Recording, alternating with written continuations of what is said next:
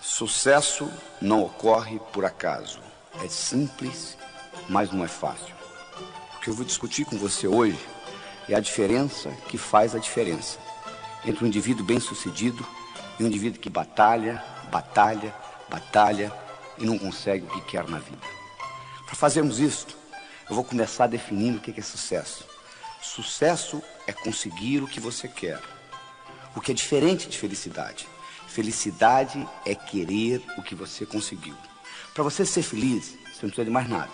É só aceitar o que você tem. Isso não lhe impede de continuar almejando outras coisas na vida.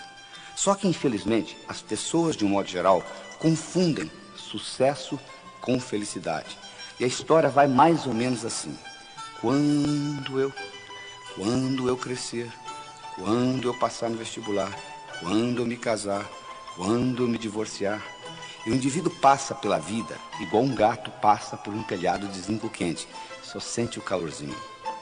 Nesse programa, eu não vou lhe ensinar a ser feliz. É só você aceitar o que você tem. Mas eu vou lhe ensinar como conseguir o que você quer. E isto é uma ciência.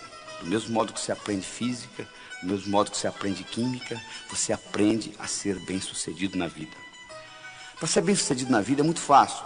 É fazer o que precisa ser feito.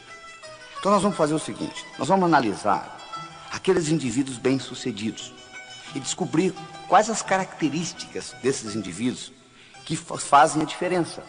E vamos incorporar isso no seu cérebro. E com isso você terá a chance também de ser bem-sucedido. Viveu nos Estados Unidos um indivíduo de nome Andrew Carnegie. O senhor Andrew Carnegie nasceu na Escócia. Ele era, na época dele, provavelmente o homem mais rico do mundo. Ele trabalhava no mundo do aço. Um dia, Andrew Carnegie, em uma das suas reflexões, ele teve um insight. Ele teve uma ideia. Ele disse, um dia eu vou morrer como todos nós morremos. Eu vou deixar muito dinheiro para o mundo, como de fato ele deixou. Ele deixou o dinheiro que construiu o Carnegie Hall em Manhattan, em Nova York. Ele deixou o dinheiro por construir a Carnegie Mellon University nos Estados Unidos. Mas ele disse, eu gostaria de deixar mais do que dinheiro. Eu gostaria de deixar essa habilidade que eu tenho, de tudo que eu coloco a mão, vira ouro. E ele então resolveu criar o que se chama a ciência do sucesso. E ele começou a procurar alguém que estivesse disposto a trabalhar com ele nesse projeto por 25 anos. Uma noite ele estava numa festa e ele conheceu um jovem de 19 anos de idade, de nome Napoleon Hill. E ele ficou impressionado com a inteligência desse jovem. E ele propôs a este jovem fazer esse trabalho de 25 anos, desenvolvendo a ciência do sucesso. Napoleon Hill foi para casa, pensou no assunto, avaliou, voltou e disse, eu aceito. Então Napoleon Hill, durante 25 anos, fez um estudo do que era sucesso. Ele teve a oportunidade de entrevistar 16 mil pessoas. Das 16 mil pessoas que ele entrevistou, 1.000 eram milionários. Dos 1.000 milionários, ele selecionou 500, que além de terem dinheiro, tinham paz de espírito, boa vida familiar, boa saúde, etc. E ele analisou profundamente as características desses 500 milionários e comparou com o resto. E ele descobriu que existiam 6 características principais que faziam uma diferença. E essas características são uma boa autoestima, uma boa habilidade de se comunicar, uma boa habilidade de estabelecer metas, de saber o que você quer, uma atitude positiva, uma dedicação ao trabalho e uma ambição sadia. O que eu vou discutir com você neste programa é exatamente como você consegue incorporar na sua estrutura psicológica essas 6 características. Você pode imaginar como se fosse uma escada, onde cada uma dessas características constitui um degrau da escada. E essa escada não leva a nada. Por que ela não leva a nada? Porque a escada do sucesso está sempre em construção. Não tem essa história de chegar. O que vale não é a chegada. O que vale é a caminhada. Então, são características que você vai incorporando. E uma coisa mais. Do ponto de vista didático, eu vou dividir para você em 6 degraus, em 6 etapas. Mas do ponto de vista real, é como se fosse um jogo de xadrez. Quem joga xadrez sabe, se você mexer numa peça do xadrez, Você não mexeu numa peça, você mexeu no jogo inteiro. Aqui é a mesma coisa. Quando eu melhoro a sua autoestima, a sua habilidade de se comunicar melhora, a sua habilidade de estabelecer metas melhora, etc, etc, etc. Mas do ponto de vista didático, eu vou discutir com você uma de cada vez. Combinado? Muito bem. Então vamos começar com a primeira. Vamos discutir com você autoestima. Gostando mais de você. Se você não gosta de você, o mundo não vai gostar de você. Esta é a verdade. Infelizmente, do modo como nós somos criados, com as repreensões que nós recebemos na infância, estudos feitos mostrando que colocando microgravadores em crianças de 4 anos de idade, para cada elogio eles recebem 9 repreensões. A psicologia moderna mostra que para cada repreensão ser anulada do seu cérebro, você precisa de 7 elogios. E para cada elogio você recebe 9 repreensões durante a sua infância. Imagina o que vai acontecendo com a sua autoestima. Não só isso, você escuta muito não. Até a idade de 8 anos você escuta 100 mil nãos. Não faça isso, não faça aquilo, não faça aquilo, não faça aquilo. Que às vezes naquela época é importante, mas que depois, mais tarde, não tem significado nenhum. Mas você carrega aquilo com você. Conclusão, você chega à idade adulta com a autoestima lesada. Como você tem que continuar vivendo, o que você faz? Você arruma um mecanismo de compensação. Você cria uma máscara. Só que toda compensação traz deformação. Então você termina deformado psicologicamente de uma forma ou de outra. Então o que nós mostramos que a primeira coisa que você tem que fazer é aprender a gostar de você. Você tem que melhorar a sua autoestima. O seu desempenho nunca será maior do que a sua autoimagem. Então, à medida que você melhora a sua autoimagem, você melhora o seu desempenho, tanto pessoal quanto profissional. O bonito disso tudo é que essa autoestima, ela foi codificada no seu cérebro linguisticamente. E do mesmo modo que ela foi codificada linguisticamente, ela pode ser descodificada linguisticamente. Ou seja, você não precisa morrer com a autoestima que você tem, você pode melhorá-la. E você melhora essa autoestima entendendo como que essa autoestima é estruturada em você. O cérebro tem 10 bilhões de células, 100 trilhões de conexões nervosas. E é dividido basicamente em 2 partes, esquerda e direita. O cérebro esquerdo tem funções diferentes do cérebro direito. E existe uma estrutura que liga um hemisfério ao outro. O que acontece é que os indivíduos, de um modo geral, costumam usar muito uma parte do cérebro sem usar a outra. E se você não tiver acesso ao seu hemisfério direito, vai ficar muito difícil você recodificar a sua autoestima, porque ela está ligada ao que nós chamamos na neuroanatomia de sistema límbico. Então eu vou mostrar para você como que você entra nesse hemisfério direito e você consegue melhorar a sua autoestima. Um passarinho para voar precisa de 2 asas. Você nunca vai ver um passarinho voando com a asa só. O indivíduo, para ser bem sucedido, ele tem que aprender a trabalhar com as 2 partes do cérebro, o hemisfério esquerdo e o hemisfério direito. O hemisfério esquerdo, ele é verbal, ele é lógico, ele é matemático, ele é digital, ele é objetivo. O hemisfério direito, ele é holístico, ele é não verbal, ele é emocional, ele é global. O hemisfério esquerdo ele consegue ver a árvore, mas ele não consegue ver a floresta. O hemisfério direito ele consegue ver a floresta, mas ele não consegue ver a árvore. Então você precisa trabalhar com os 2. Enquanto você aprende a trabalhar com esses 2, que infelizmente na escola você não aprendeu, porque a educação no mundo ocidental é orientada predominantemente para o hemisfério esquerdo, então você tem pouco acesso ao hemisfério direito, e 99% do seu poder está a nível inconsciente, porque o hemisfério esquerdo é apenas a ponta do iceberg. Porque o poder, 99%, está no hemisfério direito, está a nível inconsciente. Se você não tem acesso a isso, você não tem acesso a uma grande parte do seu poder pessoal como ser humano. E além disso, você não consegue recodificar coisas que você codificou na infância. Então eu vou lhe mostrar como isso funciona e como você consegue penetrar nesse hemisfério direito e fazer uma modificação nessa estruturação. E com isso, a sua autoestima vai mudar. No momento que a sua autoestima mudar, o seu desempenho vai mudar, ou seja, você vai melhorar o seu dia a dia. E com isso, a sua vida vai melhorar. Então vamos trabalhar nisso. Primeira coisa que você tem que entender é o seguinte: você, para entrar no hemisfério direito, os seus músculos têm que estar relaxados.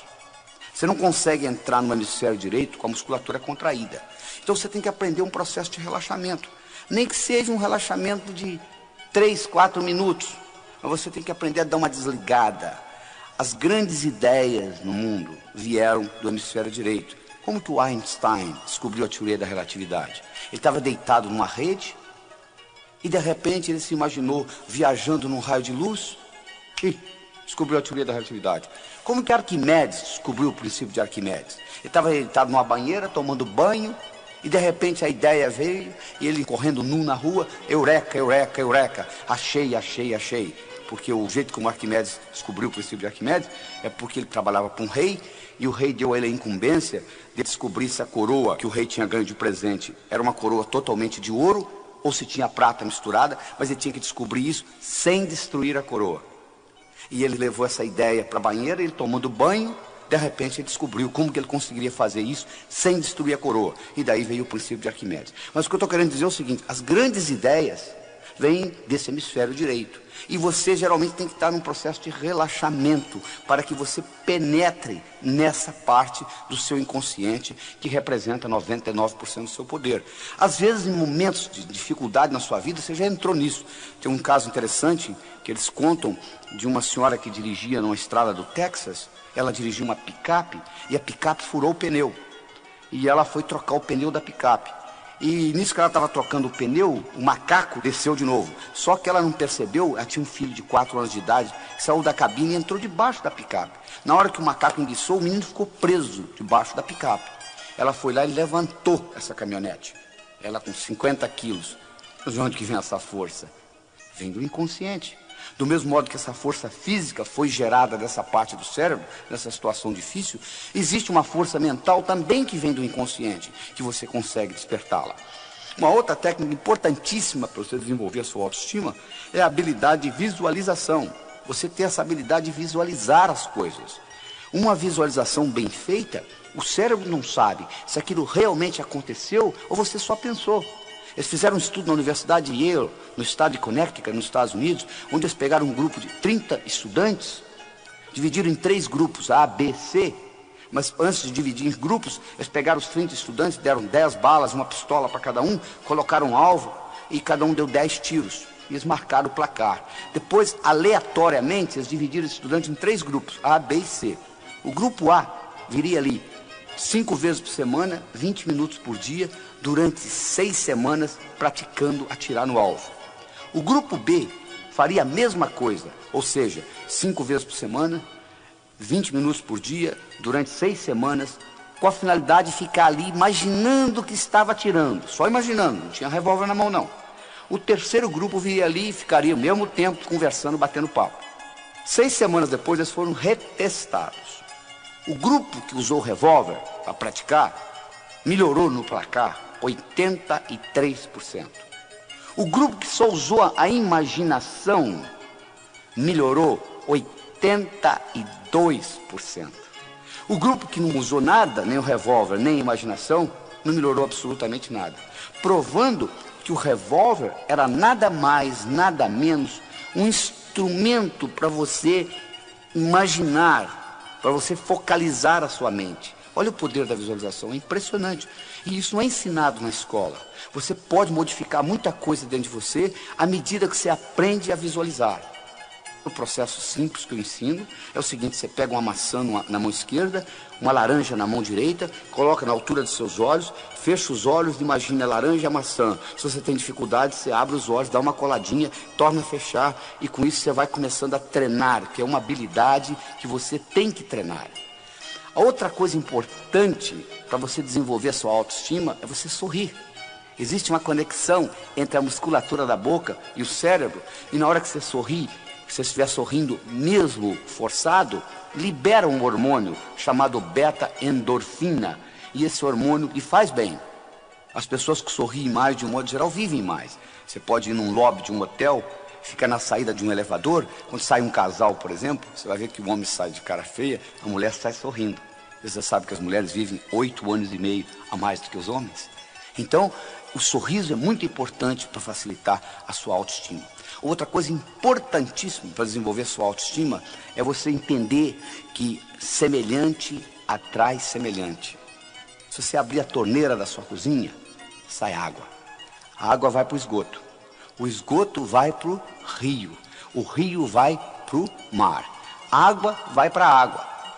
Ódio vai para quem tem ódio. Amor vai para quem tem amor. Não é verdade?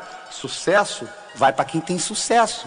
Não é verdade? Sucesso vai para quem tem sucesso. Então é importante, de vez em quando, você parar e você começar a analisar o seguinte: quais foram os grandes sucessos que eu tive na minha vida? O que eu fiz até hoje de importante?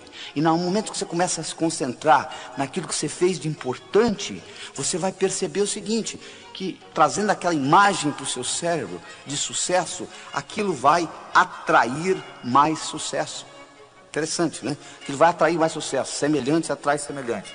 Outra coisa importante para você desenvolver a sua autoestima é você ter essa habilidade de entender que falha faz parte do processo. Como é que você aprendeu a andar?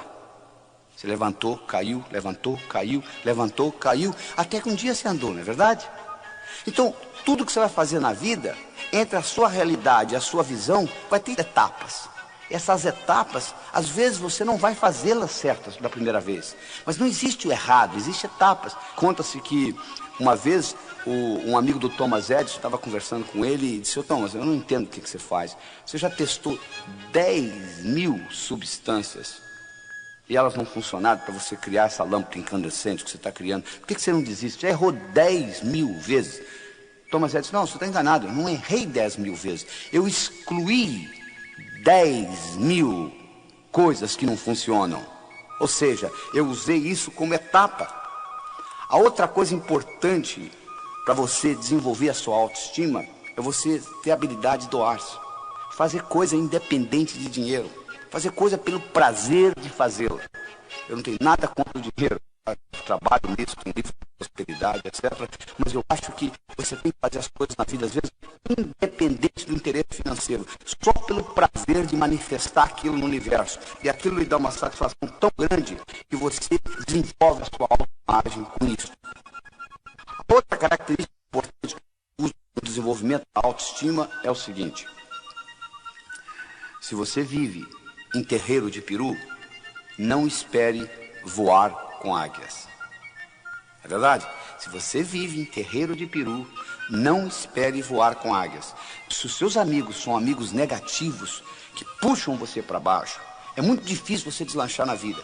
Já é difícil nadar contra a correnteza, principalmente com um peso no pescoço. Então é importante você entender que você tem que procurar amizades de pessoas do seu nível ou melhor do que você. Porque você terá espelho, você terá pessoas para você modelar, imitar e, consequentemente, crescer. Se você se liga a indivíduos que estão pior do que você, o que vai acontecer é que vão puxar você para baixo. Então, se você vive em terreiro de peru, é muito difícil você aprender a voar com águias. E, finalmente, uma característica importante na autoestima são as suas qualidades. Você tem que sempre focalizar naquilo que você é bom e não naquilo que você é ruim. Se você tem 1,70 m, você nunca vai ser um excelente jogador de basquete. Por mais que você pratique, você pode praticar 24 horas por dia, 365 dias por ano. Você nunca vai ser um excelente jogador de basquete. Por quê? Sua altura, tendo 1,70 m, não é uma qualidade para jogar basquete. Você tem que procurar aquilo que você é bom e você capitaliza naquilo que você é bom. São Tomé dizia o seguinte: eu preciso ver para crer. Na minha opinião, São Tomé estava um pouquinho enganado. Eu acho que você precisa crer para ver. Tudo que aconteceu de importante no universo, todas as descobertas importantes, elas ocorreram antes de quem inventou vê-las. Ele viu primeiro na mente. Então, se você tem que ver para crer, pouca coisa vai acontecer na sua vida, que você tem que sempre presenciá-la primeiro para depois imitá-la. Você já pensou se todo brasileiro tivesse essa atitude? Eu só acredito que a crise brasileira vai passar o dia que ela passar. E todo mundo falasse do mesmo jeito, todo mundo ia ficar de braço cruzado, esperando essa crise passar. É verdade? Então o que você tem que fazer é o seguinte: você tem que crer para ver. Este que é o segredo. Você tem que acreditar primeiro e depois colocar em prática. Porque tudo que acontece no universo físico, primeiro aconteceu na mente de alguém. Essa é a grande verdade. É muito importante você entender isso. E essa credibilidade, às vezes você é bloqueado pelas mensagens negativas que você recebeu durante a infância. Eu faço uma analogia muito interessante, seguinte: imagine aí imagine um jarro, que você põe uma pulga dentro desse jarro e você tampa o jarro. Imaginou? Agora, a pulga não vai gostar de ficar nesse jarro. Ela vai pular para sair do jarro. Então ela pula, ela bate na tampa, volta, bate, volta, bate, volta. Chega uma hora que a pulga vai cansar. Então ela vai pular mais baixo um pouquinho. Quando a pulga começar a pular mais baixo um pouquinho, você pode ir lá e destampar a tampa do jarro, que a pulga nunca mais vai pular fora do jarro. Você não acredita? Faça a experiência aí para você ver o que vai acontecer. Mas você não precisa fazer a experiência. Você está lembrado como é que eles treinam o elefante no circo? Eles pegam um elefante bebê, amarram uma corda no pescoço dele, amarram numa árvore. O elefante tenta sair, não consegue, tenta sair, não consegue, tenta sair, não consegue, até que o elefante desiste. No momento que o elefante desistiu, ele agora está condicionado. Quando ele é adulto, agora a única coisa que o palhaço tem que fazer é amarrar uma corda no pescoço dele e amarrar na perna do tamborete. E ele continua pensando que ele está amarrado numa árvore. Interessante, né? Porque ele está condicionado. Você não precisa ir ao circo. Olhe no espelho. É verdade. Tem muita coisa que você foi condicionado que hoje está obsoleto. Quando você tinha 7 anos de idade, sua mãe diz: não atravesse a rua sozinho. Perfeitamente. Quando você tinha 7 anos, aquilo era importante. Agora já não é tão importante. Agora você tem que atravessar sozinho. Bom, isso aí você já superou. Mas existem muitas outras crenças, muitas outras limitações que foram impostas pelos seus pais em você, com a melhor das intenções, que estão lhe bloqueando, estão bloqueando essa sua habilidade de crer para ver. É isso que você tem que aprender a desenvolver, porque o seu cérebro trabalha ciberneticamente. O que é isso? Para quem não sabe o que é cibernética, cibernética é a disciplina que estuda sistemas autônomos. Se você coloca um termostato no ar-condicionado de uma sala, e vamos supor que você coloque 22 graus Celsius, a temperatura da sala vai ficar mais ou menos em torno de 22 graus Celsius, independente da temperatura lá fora. E como que isso vai ser feito? Vai ter um sensor que vai detectar a temperatura da sala e vai dizer o ar-condicionado para ligar ou desligar. Então, quando eu coloco um termostato no ar-condicionado de uma sala, eu coloquei inteligência numa máquina. O ar-condicionado passa a pensar em ligar e desligar independente da minha interferência. O seu cérebro funciona do mesmo jeito. Você tem termostatos. Você tem um termostato para dinheiro.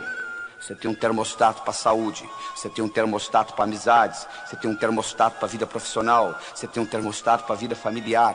E você vai obter no seu dia a dia mais ou menos aquilo que você tem no seu termostato. Você quer mudar o seu dia a dia? Mude o seu termostato. Eu tenho uma história interessante do indivíduo, uma história verdadeira nos Estados Unidos. O indivíduo era um corretor de imóveis. Ele vendia imóveis. Era um brilhante, um cara de boa aparência, boa inteligência, boa educação, boa comunicação, conhecia o assunto. Mas, infelizmente, quando chegava no fim do ano, ele juntava o que ele tinha ganho, ele faturava $30 mil por ano, que nos Estados Unidos não é muita coisa. E ninguém conseguia entender, o cara tão brilhante na profissão dele, como ele conseguia ganhar só $30 mil por ano? Um dia ele foi hipnotizado, e durante a hipnose, descobriu-se que quando ele tinha 7 anos de idade, o pai dele tinha falecido. E a companhia para a qual o pai trabalhava teve uma festa, uma cerimônia, onde ele e a mãe foram convidados. E nessa cerimônia, o presidente da companhia fez um discurso e homenageou o falecido pai dele, dizendo o quanto que tinha sido trabalhador, honesto, dedicado. E chamou ele e a mãe ao palco e deu para eles um envelope. E a mãe abriu o envelope e dentro do envelope tinha um cheque de $30 mil, que correspondia ao seguro de vida do pai. E aquele menino com 7 anos de idade, olhando aquilo, fez a seguinte decisão: um homem honesto, trabalhador, decidido, vale $30 mil por ano. Só que ele completou por ano. Agora, na idade adulta, ele agora trabalhando, ele faturava $30 mil por ano. Trazido de volta da hipnose. E usando essa tecnologia que eu estou discutindo aqui com vocês, ele reestruturou essa crença. Ele modificou essa percepção de realidade. No mês seguinte ele dobrou o que ganhava, no mês seguinte ele triplicou e assim por diante. Um ano depois, esse mesmo indivíduo faturava $1 milhão por ano, levantando a mesma hora que ele sempre levantou, indo dormir a mesma hora que ele sempre foi dormir, fazendo o que ele sabia fazer, vender imóveis. O que mudou? Nada. O que mudou foi o termostato dentro dele. Ou seja, o termostato para dinheiro mudou na vida dele. Então é como se você tivesse com letras invisíveis escritas na sua testa o quanto você vale. Está escrito aqui que você vale $10 mil na sua testa, invisivelmente. O universo vai entregar $10 mil. Está escrito aqui que você merece um bom relacionamento, você vai encontrar um bom relacionamento. Então o segredo está em você ficar certo por dentro. E aí você vai ficar certo por fora. Não tem nada errado com o universo. O universo é um lugar abundante, paradoxal, feito para todo mundo ganhar. Só que você tem que estar certo. Porque se você não estiver certo, você muda de emprego, você muda de cidade, você muda de país. Você já percebeu que quando você muda de uma empresa para outra, o outro patrão, depois de 5, 6 meses, começa a parecer igual aquele antigo? Por quê? Você levou os seus problemas com você. Porque o indivíduo diz assim, se eu pudesse mudar dessa cidade para outra, eu resolveria o meu problema. Não, você não resolveria. Você não resolveria porque quando você muda, você leva você com você. Esse aqui é o problema. Se você pudesse deixar você na outra cidade, mas você leva você com você e os seus problemas são internos, então eles serão manifestados na outra cidade, de uma forma diferente, com faces diferentes, com ambientes diferentes, mas serão manifestados. Este é o grande problema. Então o que você tem que entender, você tem que reestruturar de dentro para fora. Essa que é a solução. A analogia que eu quero deixar para você nessa autoestima é a seguinte: imagine um jarro com bolas de várias cores dentro desse jarro. Imaginou? Imagine que tem vermelha, verde, amarela e as amarelinhas. São os problemas que você carrega com você na vida. As codificações negativas de infância, etc. Você tem 2 modos de você eliminar essas amarelinhas de dentro desse jarro. Uma delas, você vai lá e tira uma por uma das amarelinhas. Você pode fazer isso na psicoterapia, etc. A outra é você começar a colocar bolas vermelhas, verdes, bolas de outras cores dentro desse jarro, sob pressão, e automaticamente as amarelinhas serão eliminadas. Isso é um jeito de fazê-lo. Então comece a fazer planos, comece a estudar o que você quer fazer diferente, comece a valorizar mais o seu trabalho, valorizar mais a sua autoimagem, e com isso você vai notar que à medida que a sua autoimagem melhora, o seu desempenho melhora. Então esta é a primeira das 6 características importantes. Comunicação. Comunicação é fundamental em você conseguir o que você quer. Qual o valor de uma moeda de ouro no fundo do Oceano Atlântico, onde ninguém consegue chegar lá? Vale nada, não é verdade? O que adianta você ter conhecimento na sua cabeça se você não consegue se expressar? Não resolve absolutamente nada. Comunicação é uma habilidade essencial na sua vida pessoal e profissional. Deixa eu lhe perguntar uma coisa. O quanto de comunicação você aprendeu na escola? Praticamente nada, né? O que você sabe de comunicação, você aprendeu por autodidatismo ou por osmose. Ninguém nunca lhe ensinou como que o cérebro se comunica. Não é verdade? E é essencial para você entender isto. Então nós vamos discutir com você como que você consegue aumentar o que eu chamo a sua inteligência interpessoal. Como que você faz isso? Primeiro, você é julgado na vida por 4 coisas: o que você faz, a sua aparência, o que você diz e como você diz o que você diz. O que você faz? Como é que você descreve a sua profissão? Se você não valorizar o que você faz, o mundo não vai valorizar, isso eu posso lhe garantir. Às vezes o sujeito reclama assim, porque o meu patrão não me dá o valor que eu mereço. Você se dá. Você valoriza o trabalho seu? A valorização tem que começar com autovalorização. Ou seja, primeiro você tem que gostar do seu trabalho, você tem que valorizá-lo, você tem que aprender a descrevê-lo de uma forma atraente. A história que eu conto é o seguinte: você pega 2 pedreiros, um trabalhando ao lado do outro. Você pergunta para um pedreiro, o que você faz na vida? Ele diz, eu sou pedreiro, eu coloco um tijolo em cima do outro, um tijolo em cima do outro. Você pega outro indivíduo que também é pedreiro, que está sentado ao lado dele, e você pergunta, o que você faz na vida? Eu sou pedreiro, eu estou construindo a Catedral de Notre Dame, que vai ficar para a posteridade. Olha que interessante. Os dois fazem a mesma coisa.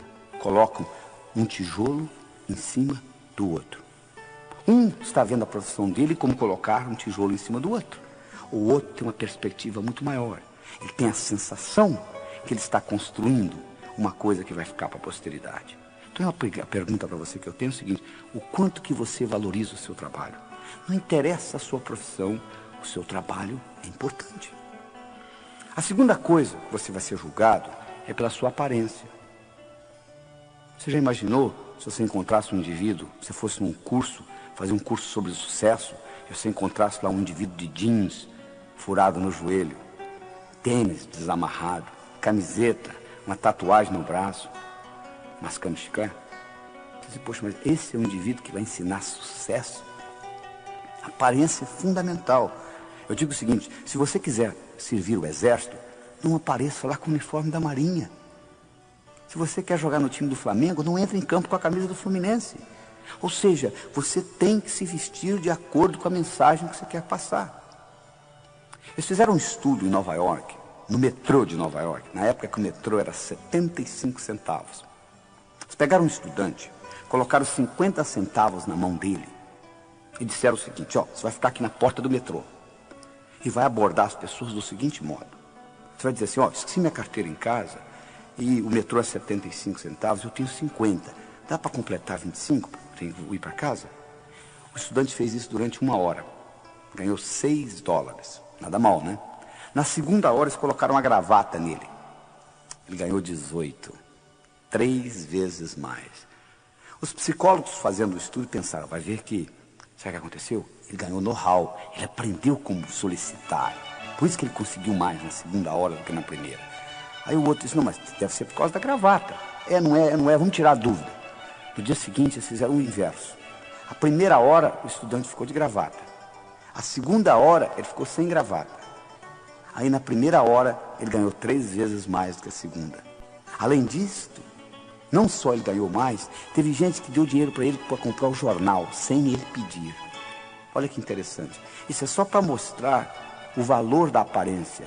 Por exemplo, nos Estados Unidos, mais do que no Brasil, o valor de você estar de gravata é importantíssimo.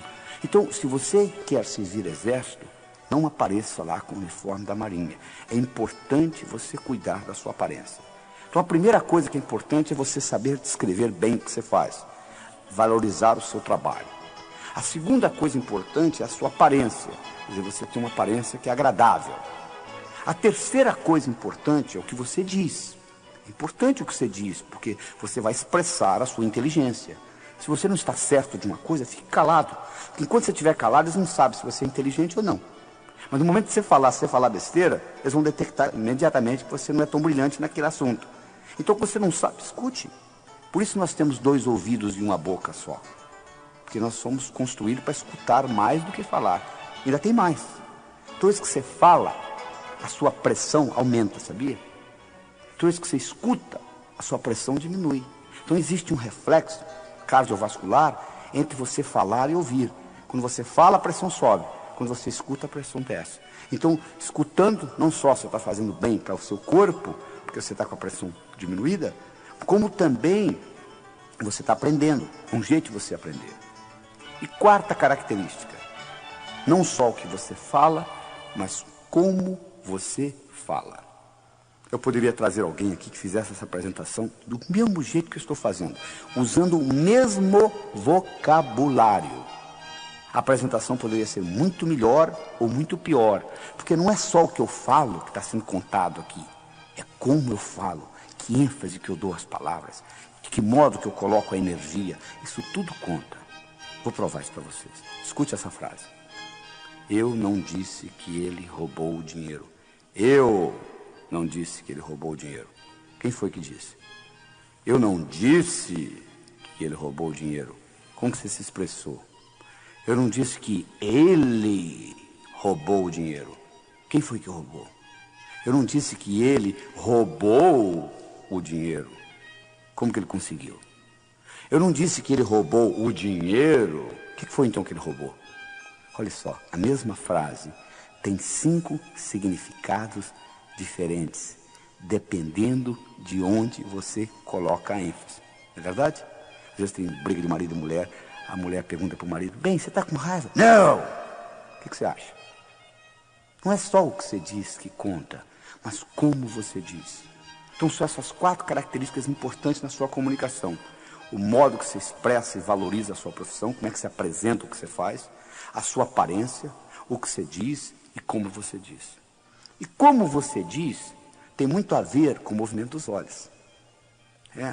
Através do movimento dos olhos, você pode se tornar mais inteligente, mais criativo, melhorar a sua memória, melhorar a sua comunicação e até a sua vida sexual, através do movimento dos olhos. Você pode movimentar seus olhos em 9 posições diferentes. Você pode olhar para cima, para a esquerda, para o centro, para a direita. Você pode olhar na horizontal, para a esquerda, para o centro, para a direita. Você pode olhar para baixo, para a esquerda, para o centro, para a direita. Vou repetir aí, olha só. Você pode olhar para cima, para a esquerda, para o centro, para a direita. Você pode olhar na horizontal, para a esquerda, para o centro, para a direita. Você pode olhar para baixo, para a esquerda, para o centro, para a direita. Vamos esquecer as posições centrais, que não tem nada a ver com essa nossa apresentação aqui de hoje. Sobram 6 posições. Você pode olhar para cima, para a esquerda, para a direita. Você pode olhar na horizontal, para a esquerda, para a direita. Você pode olhar para baixo, para a esquerda, para a direita. De acordo com a posição do olho, você vai ativar áreas diferentes dentro do seu cérebro. É verdade. Vamos explicar isso melhor. O abecedário do pensamento tem 3 letras. O que é isso? É o seguinte. Todo pensamento que você tem, por mais simples ou complexo que ele seja, ele pode ser desmembrado em 3 componentes, que eu chamo de letras do pensamento. Imagem, som e sentimento. Vou provar isso para você. Recorde alguma coisa agradável que ocorreu no seu passado. Então, olha aí, veio uma imagem no seu cérebro, com ou sem sons, dependendo do que aconteceu lá, o barulho do mar, o vento, ou a música, ou alguém conversando, não é verdade? E a sensação é agradável, porque eu solicitei um evento agradável. Todo o pensamento, por mais simples ou complexo, você pode desmembrá-lo em imagem, som e sentimento. É assim que o cérebro trabalha. Ora, o interessante é que através do movimento dos olhos, você consegue perceber se a pessoa dentro do cérebro está trabalhando com imagem, com som ou com sentimento, naquele momento. Então, quando eu olho para os seus olhos, eu não sei o que você está pensando, mas eu sei como que você está pensando. Ou seja, com imagem, som ou sentimento. Olha que interessante. Se você olha para cima, você está trabalhando com imagens dentro do seu cérebro. Vou fazer um teste, olha só. Qual foi a cor da blusa ou da camisa que você usou antes de ontem? Tente recordar da cor da blusa ou da camisa que você usou antes de ontem. Você percebe, olha como é que seu olho subiu, olha aí, que interessante. Na hora que você faz essa pergunta para o seu cérebro, você percebe que seu olho sobe. Sobe por quê? Porque você vai ter acesso à cor da camisa através de imagem. Então o seu olho vai subir. Se o seu olho sobe para a esquerda, você está lembrando coisas que você já sabe. Se o seu olho sobe para a direita, você está criando coisas novas no seu cérebro. Presta atenção nisso que eu vou falar. Pense num elefante roxo, de cauda vermelha e orelhas amarelas. Elefante roxo, de cauda vermelha e orelhas amarelas. Olha o que acontece com o seu olho quando você começa a visualizar. A tendência é ele subir para cima, para a direita. Porque você nunca viu um elefante com essa cor. Você tem que criar isto no seu cérebro. Ora, você aprendeu então que quando você trabalha com imagens, os seus olhos sobem. Para a direita, criando coisas novas. Para a esquerda, recordando. Eu disse para vocês que através do movimento dos olhos você pode melhorar a sua memória. Claro que você pode. Se eu estou querendo lembrar uma imagem de alguém, estão lembrados do João? O João, quem que é o João? O João. Aí você olha, lembrei. Por que você lembrou? Porque você coloca o olho na posição certa, ou seja, para cima, para a esquerda. E aí você lembra, porque você ativa a parte do cérebro que tem a memória visual. Se você é um pintor e você está querendo criar um quadro, e se você trabalha olhando para cima, para a direita, a sua criatividade vai aumentar, automaticamente, porque você está ativando aquela parte da criatividade visual. Se você trabalha com os olhos na horizontal, você está trabalhando com sons dentro do cérebro. Se você olha na horizontal para a direita, você está criando novos sons. Se você é um compositor, você está sentado no piano e você quer aumentar a sua criatividade como compositor, você trabalhando, olhando na horizontal para a direita, facilita o processo. Se você está lembrando da face do indivíduo, mas esqueceu o nome, esqueceu, de repente você lembra, é só você colocar os olhos na horizontal para a esquerda e você vai lembrar.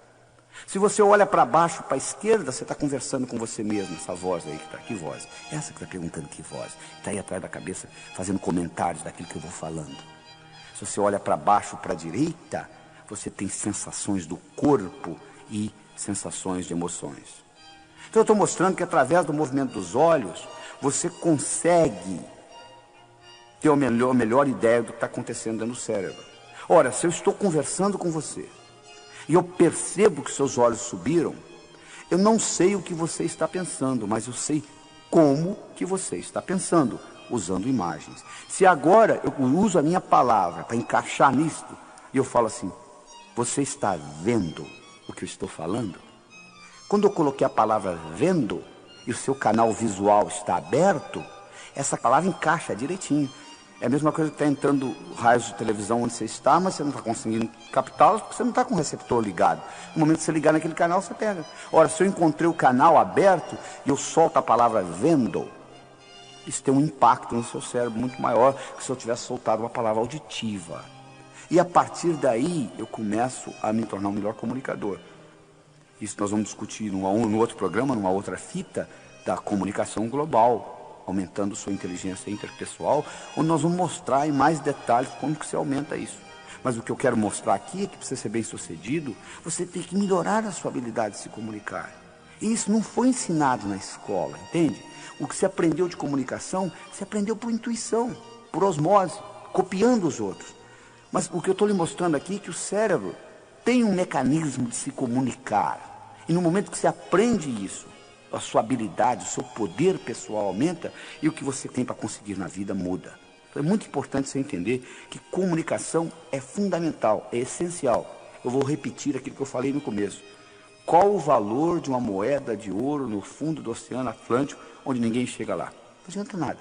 Não adianta você ter conhecimentos brilhantes dentro do seu cérebro se você não consegue se comunicar com o mundo. Não é verdade? Então é isso que está aí. Então nós já discutimos duas coisas. Duas características que fazem a diferença, não é isso? Entre os indivíduos bem-sucedidos e aqueles que batalham, não conseguem o que é na vida. Uma delas foi a autoestima, e eu mostrei para você que você pode mudá-la. E a segunda é a comunicação. Eu estou mostrando para você também que você pode mudá-la. Você não vai num berçário e diz aquele ali vai ser um bom comunicador, aquele não vai, aquele não vai. Comunicação é programação. Então nós estamos melhorando a programação e melhorando a comunicação das pessoas através desse processo. Vamos discutir uma terceira coisa. Metas. E como que nós transformamos sonhos em metas. Tem gente que nem sonha mais, já parou de sonhar. Tem gente que sonha a vida inteira. Mas como que você consegue transformar sonhos em metas? Bom, quando você terminar de escutar essa fita, você vai fazer outra coisa, não vai? Provavelmente você já sabe o que é, não é? Agora deixa eu lhe perguntar uma coisa. O que você vai fazer com a sua vida daqui a um ano? Hein? Daqui 5 anos, daqui 10 anos, daqui 15 anos, daqui 20 anos. Sabe o que você vai dizer para mim? Não tive tempo ainda de parar para pensar. Coisa mais importante que é a sua vida, você não teve tempo de planejar, né? É tão difícil você voltar, você conseguir uma coisa que você não sabe o que é, como voltar de um lugar que você nunca foi. Não é verdade? Então a primeira coisa que você tem que entender é o seguinte, você tem que saber o que você quer. Você tem que saber transformar, você tem que sonhar, você tem que transformar seus sonhos em metas e você tem que implementar essas metas. Deixa eu contar para vocês o resultado de um estudo fascinante que foi feito na Universidade de Harvard. Em 1953, eles entrevistaram todos os formandos da Universidade de Harvard. Fizeram um questionário grande. O que você vai fazer depois de formado? Nos primeiros 6 meses, 1 ano, 5, 10, 15, 20. A maioria não tinha a menor ideia. Uma pequena minoria tinha uma ideia. Dessa pequena minoria, uma pequena minoria ainda menor, tinha por escrito. Em 1973, 20 anos depois, Eles reentrevistaram esses estudantes. Sabe o que eles descobriram? Que aqueles 3% que tinham por escrito o que eles iam fazer nos próximos 6 meses, 1, 5, 10, 15, 20 anos, valiam mais financeiramente do que os 97% juntos. Além do mais, tinham melhor vida familiar, menor número de hospitalização, etc, etc, etc. Eles ficaram fascinados com o resultado e resolveram avaliar. Vai ver que esses indivíduos são mais inteligentes. Eles foram verificar o QI era o mesmo. Vai ver que vem de raça diferente. Não, não era diferente. Vai ver que é o background, de que família que veio. Não era. A única diferença que fazia a diferença é que aqueles indivíduos tinham por escrito o que eles iam fazer nos próximos 6 meses, 1, 5, 10, 15, 20. Você tem por escrito? Não, né? Pois é, deixa eu lhe ajudar nessa então, tá? Porque se você falhar em planejar, meu amigo, você está planejando em falhar. Tá bom? Então vamos discutir algumas das metas que você pode criar para você, tá bom? Você pode criar, por exemplo, uma meta física. É importante você ter um corpo sadio. Isso é fundamental na sua vida. Porque a mente não está só dentro do cérebro. A mente está no corpo inteiro. Não tem jeito de você ter uma mente sadia com um corpo doente. Então é importante você ter meta física. Mas tem gente que só tem meta física. Você vê um indivíduo que faz 8 horas de musculação e fica com um físico enorme andando na rua. E quando chega aos 50 anos entra em profunda depressão porque a musculatura começa a atrofiar. Ou seja, eles colocaram o ego todo no músculo. É importante você ter um corpo sadio? É. Mas você não pode colocar todos os seus ovos na mesma cesta. Porque alguém vem, carrega a cesta e leva. Então, é importante você ter meta física. Claro que é. Mas não é só meta física. Você tem que concentrar. É importante você ter meta financeira? Claro. Nós vivemos num mundo material. Dinheiro só não é importante para quem não precisa. Porque você precisando, ele é importante. É importante você ter dinheiro. Porque aí você vai se preocupar com coisas mais importantes na vida. Mas enquanto você não tiver dinheiro, dinheiro vai ser uma coisa importante para você. É importante você ter meta financeira. Mas você já percebeu que tem gente que só tem meta financeira? É capaz de matar os outros para ganhar dinheiro? Então, é um desequilíbrio. A terceira coisa importante é, tem gente que só tem meta espiritual. É importante você ter meta espiritual? Claro que é. Nós vivemos no mundo material. Eu tenho pessoas que vêm aos meus cursos assim, doutor Laí, o senhor ensina viagem astral? Eu falo, meu amigo, você não aprendeu ainda a viver aqui, como é que você quer viajar? Primeiro aprenda a viver o que você vem fazer aqui. Quando depois da sua morte, você vai viajar astralmente, 24 horas por dia, tempo integral, poxa. Aprenda primeiro a viver o dia a dia. Aprenda a respeitar os outros. Aprenda a ter seu esquema. Aprenda a produzir. Aprenda a fazer as coisas com excelência. Pra você não ficar repetindo nada. Primeiro você aprende isto. Depois você vai pensar em viajar astralmente. Porque você veio aqui para viver uma vida material também. Você não pode só ficar com metas espirituais. Tem gente que só tem meta social. Qual é a próxima festa que eu vou? Qual é a próxima festa? Qual é a próxima festa? É importante você ter uma vida social, mas se você fica só nisso que está aí, fica muito difícil. É importante você ter uma vida profissional, uma meta profissional. Fundamental. Mas se você só tem meta profissional, você infarta aos 40, não sabe por quê. Os seus filhos crescem, você nem tem oportunidade de brincar com eles. Então você tem que equilibrar tudo isso. É importante você ter uma meta familiar. Nossos filhos são muito importantes. Tão importantes quanto a gente. Nem mais, nem menos. Importante você entender isso. Nos Estados Unidos existe uma síndrome chamada síndrome do ninho vazio. O que é isso? É a mãe de família que se dedica a vida inteira aos filhos. Faz mais nada, só se dedicando aos filhos. Os filhos crescem, vão embora como nós fomos, e elas entram em profunda depressão. Por quê? Colocaram todos os ovos numa mesma cesta. A cesta foi embora. É importante você ter uma meta familiar? É. Mas faça outras coisas além de cuidar de filhos. Porque os filhos vão crescer, vão embora. E você vai ficar. Então é importante que você tenha outras atividades, outros interesses na vida. Fundamental que você entenda isso. Fundamental. A outra meta que você tem que equilibrar é a meta mental.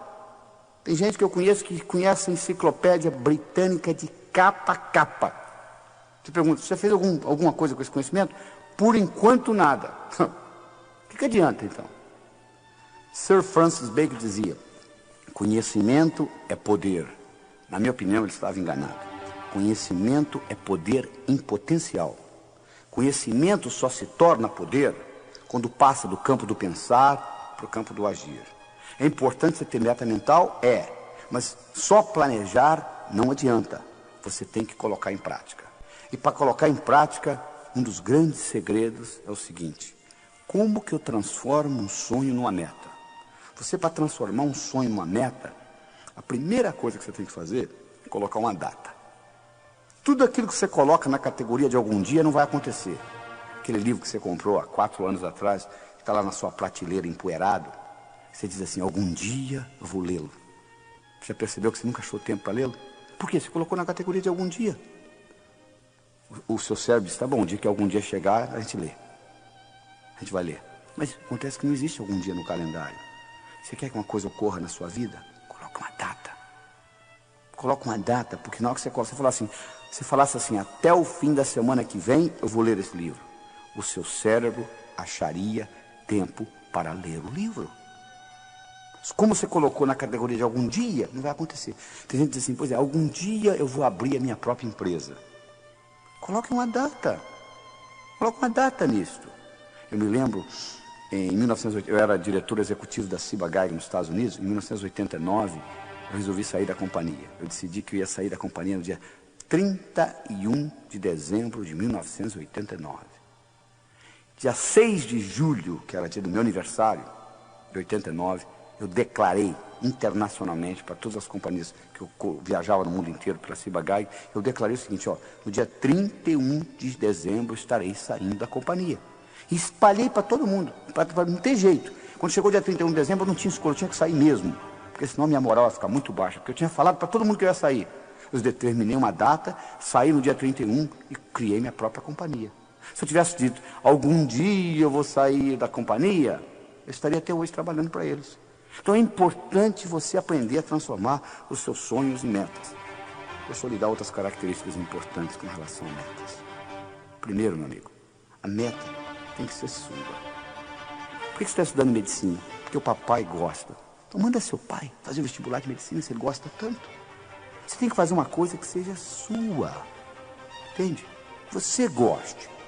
A segunda coisa, você tem que estar comprometido, não é envolvido não, é comprometido. As pessoas chegam para mim e dizem assim, como é que faz para ter sucesso como o senhor tem? Eu falo, sucesso é muito fácil, é só fazer o que precisa ser feito. É que as pessoas não estão dispostas a fazer o que precisa ser feito. Aí não acontece nada. Nada ocorre na sua vida sem a sua participação. É muito fácil ser bem sucedido na vida, é só fazer o que precisa ser feito. Você tem que estar comprometido. Existe uma grande diferença entre comprometimento e envolvimento. Hoje de manhã, no café da manhã, eu tive presunto com ovos. A galinha que botou os ovos estava envolvida no meu café da manhã. O porco estava comprometido. Ele deu a vida pelo presunto.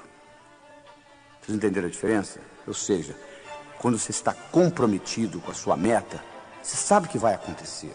Não interessa os obstáculos, você vai vencê-los. Sua meta tem que ser grande, meu amigo. Você tem que mirar na lua. Porque se você errar, você não vai estar entre as estrelas. Faça metas grandes. Quando você contar para os seus amigos, eles não acreditam. E tá bom. Quando eu mudei para os Estados Unidos em 1976, falei para um amigo meu, em 3 anos eu vou ensinar cardiologia para americano. Ele riu de mim e disse, como é que pode? Você está vindo lá do Brasil, vai ensinar cardiologia para americano? Sabe quanto tempo levou? 8 meses. Eu dei a minha primeira apresentação em Washington, D.C. para 400 cardiologistas. Quando eu contei para o meu amigo que eu ia ensinar cardiologia para americano, ele riu, eu sabia que o tamanho estava bom, não precisava aumentar. Se ele acreditasse, eu teria que aumentar. Você tem que fazer a meta grande. Como eu disse, você tem que mirar na lua, porque se você errar, você ainda vai estar entre as estrelas. Você tem que fazer metas a longo prazo. 5, 10, 15, 20 anos. Porque se você fizer meta a longo prazo e seu chefe lhe der uma bronca amanhã de manhã, não vai estragar seu dia. Você diz, não, estou interessado para frente. Isso aqui é apenas uma etapa para chegar lá. Então é importante você entender essa característica. Você tem que planejar. Se você falha em planejar, você está planejando em falhar, meu amigo. É importante você entender essa característica. Você tem que ter atividades diárias. Você diz assim, eu quero ser milionário em 5 anos. Bom, como que você vai estar daqui a 4, daqui a 3, daqui a 2, daqui a 1, daqui a 6 meses, daqui a 30 dias, daqui a 7 dias? O que você vai fazer amanhã de manhã para ser milionário daqui a 5 anos? É só esperar os 5 anos passar e acabou, não. Você tem que dividir as suas metas. E o bacana é quando você corta elas em pedacinhos, é como comer um salame. Você não come um salame inteiro, mas se eu cortar fatia por fatia com uma cervejinha, você acaba comendo o salame todo. As metas é a mesma coisa, se você vê-las como um todo, elas assustam. Mas se você quebrá-las em pedacinhos, muito importante. É também importante você descobrir onde você está com relação à sua meta. Você liga para mim e fala assim, doutor Laí, como que eu chego a São Paulo? Eu lhe pergunto, onde você está? Ah, não sei. Então, se eu me desculpar, eu não posso lhe orientar. Porque se você estiver ao norte, eu vou lhe falar para dirigir sul. Se eu estiver ao sul, eu vou lhe falar para dirigir norte. Mas se disser para mim, eu não sei. Eu me lembro de um caso de um americano, eu estava dando um curso, um americano falou assim, eu quero $50 mil na minha conta até o fim do ano. Eu falei, perfeito, é específico, tem data. Quanto você tem? Ele disse, não sei. Poucos dias depois ele me ligou, ele disse, você não vai acreditar, doutor, eu dei uma checada nas minhas contas todas, somei. Você sabe quanto que eu tenho no banco? $55 mil. Engraçado, né? Você estava pedindo uma coisa que você já tinha, né? Tem muita gente que faz isso na vida. Ah, se eu tivesse talento... O que você acha que é talento, meu amigo? Você acha que o pianista senta lá e começa a tocar piano? Talento é resistência na musculatura glútea. É sentar lá e praticar. Porque quanto mais você pratica, mais sortudo você fica. Então é importante você entender isso. Se você não sabe o que você quer, é muito difícil você conseguir as coisas. Tá bom? Até lá.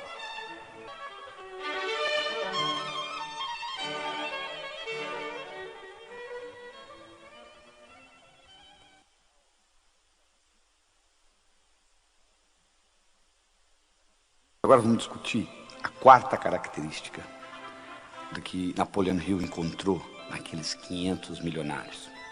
E essa característica é a atitude. A atitude que você tem com relação às coisas. Se eu lhe apresento um copo pela metade de água, você pode vê-lo metade cheio ou metade vazio. O copo está pela metade. Você pode enfatizar no que tem ou no que está faltando. Os indivíduos bem-sucedidos, de um modo geral, eles têm a tendência de ter o foco naquilo que tem, não naquilo que está faltando. Ou seja, eles têm uma atitude positiva. Para você entender isso bem, você tem que entender que o que conta não é o que acontece, mas sim como você responde ao que acontece. Isso é que conta. É importante você entender isso. Deixa eu dar um exemplo pessoal meu, para você entender melhor. Meu pai faleceu quando eu tinha 16 anos de idade. Ele faleceu no dia 12 de abril. Eu tenho uma filha de 11 anos, de nome Cristine, e ela nasceu no dia 12 de abril. E eu ficava naquele dilema, quando chegava o dia de aniversário dela, eu ficava naquele dilema. Eu devo ficar triste, porque é aniversário de morte do meu pai, ou devo ficar alegre, porque é aniversário de nascimento da minha filha? Eu tinha aquele dilema comigo. Um dia eu voltando do cinema com a mãe dela, e ela me perguntou, quando foi?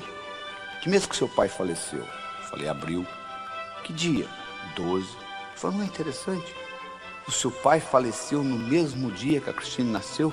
Você nunca tinha falado isso? Eu falei, é. Foi interessante. Você perdeu uma pessoa que você gostava tanto, e Deus lhe entregou de volta uma pessoa que você ama tanto. Na mesma data, 12 de abril. Pum! Alguma coisa aconteceu no meu cérebro.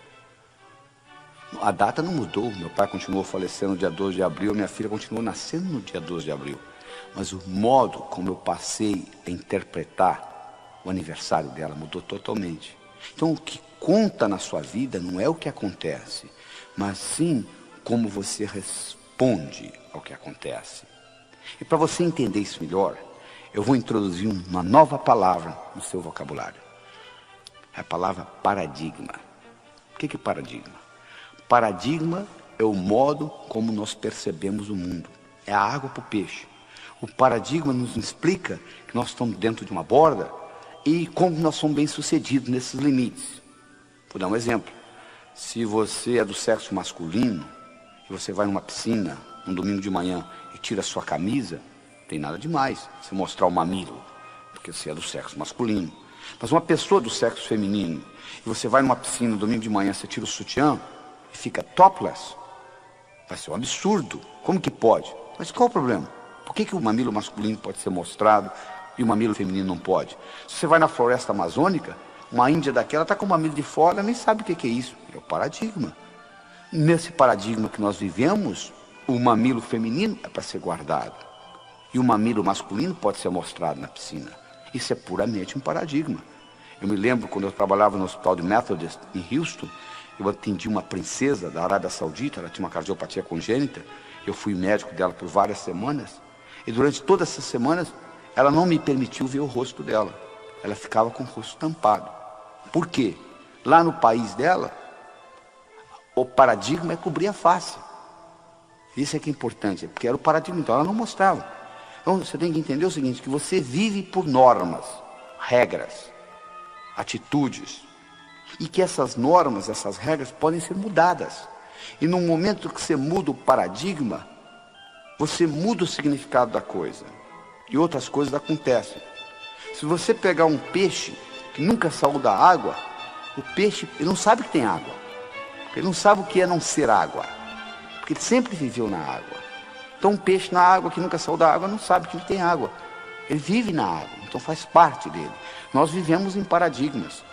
Se você vai, por exemplo, no Alasca, um esquimó visitando o outro, na primeira noite, ele oferece a mulher dele para o amigo que vem visitá-lo, para o anfitrião. Você vai na Arábia Saudita, uma mulher casada não pode olhar para o olho de outro homem, porque é adultério. Onde está certo? No Alasca ou na Arábia Saudita? Depende do paradigma. O que não dá certo é você sair do Alasca e querer usar esse paradigma na Arábia Saudita. Eles vão lhe cortar a mão e outras coisas. Então, o importante é você entender que você vive a sua vida em paradigmas. E quando um novo paradigma é apresentado, uma nova ideia é apresentada, ela primeiro aparece como ridícula. Isso é besteira, isso é coisa de louco. Você imaginou, por exemplo, quando a máquina de escrever apareceu? A secretária que era boa para escrever rapidamente, fazia taquigrafia, ela dizia para o patrão, mas que besteira, olha aí, não sei para que máquina, olha como que eu faço isso rápido. Bom, a máquina foi evoluindo, passou na frente dela. Quando o Henry Ford lançou nos Estados Unidos o modelo T, aquele carrinho pretinho, os indivíduos que tinham carruagens, eles olhavam aquilo e diziam, não sei porque esse pessoal compra esses carros, olha aí, olha que coisa, a velocidade que isso anda aqui, eu na minha carruagem, eu ando muito mais rápido. Ora, no começo era assim, à medida que o tempo foi passando, a velocidade do carro foi aumentando, chegou um ponto que não dava mais. É verdade? Pois é, então isso é uma mudança de paradigma. Você tem que levar isso em consideração. Um indivíduo de nome Thomas Kuhn, K-U-H-N. Dr. Kuhn foi professor da Universidade de Harvard. E ele fez um estudo dos últimos 400 anos de ciência. E ele mostrou uma coisa fascinante.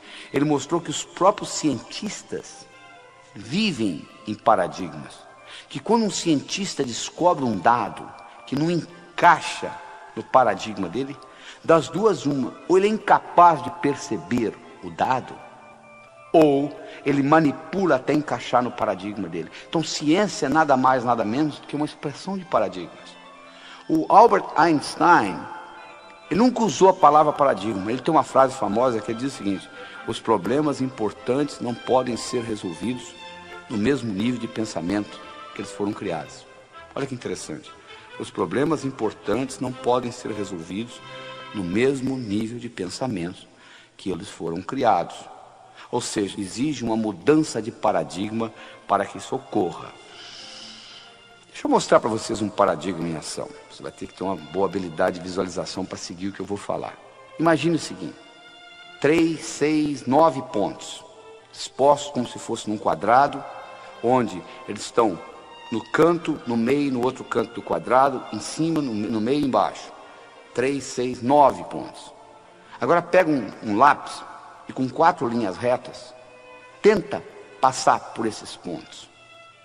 Vê se você consegue. Só com 4 linhas retas, sem tirar o lápis do papel e sem passar pela mesma linha 2 vezes. Você vai ver que sempre sobra um, olha aí. Sempre sobra um, sempre sobra um. A não ser que você saia do quadrado. Que quadrado? Você que criou o quadrado.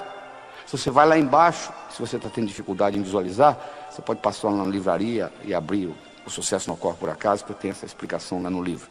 Você vai ver o seguinte, que agora você consegue, interessante. Antes você não conseguia. De repente, quando você muda o paradigma, você consegue. Na vida é a mesma coisa. Às vezes você não está conseguindo fazer dentro do paradigma que você vive.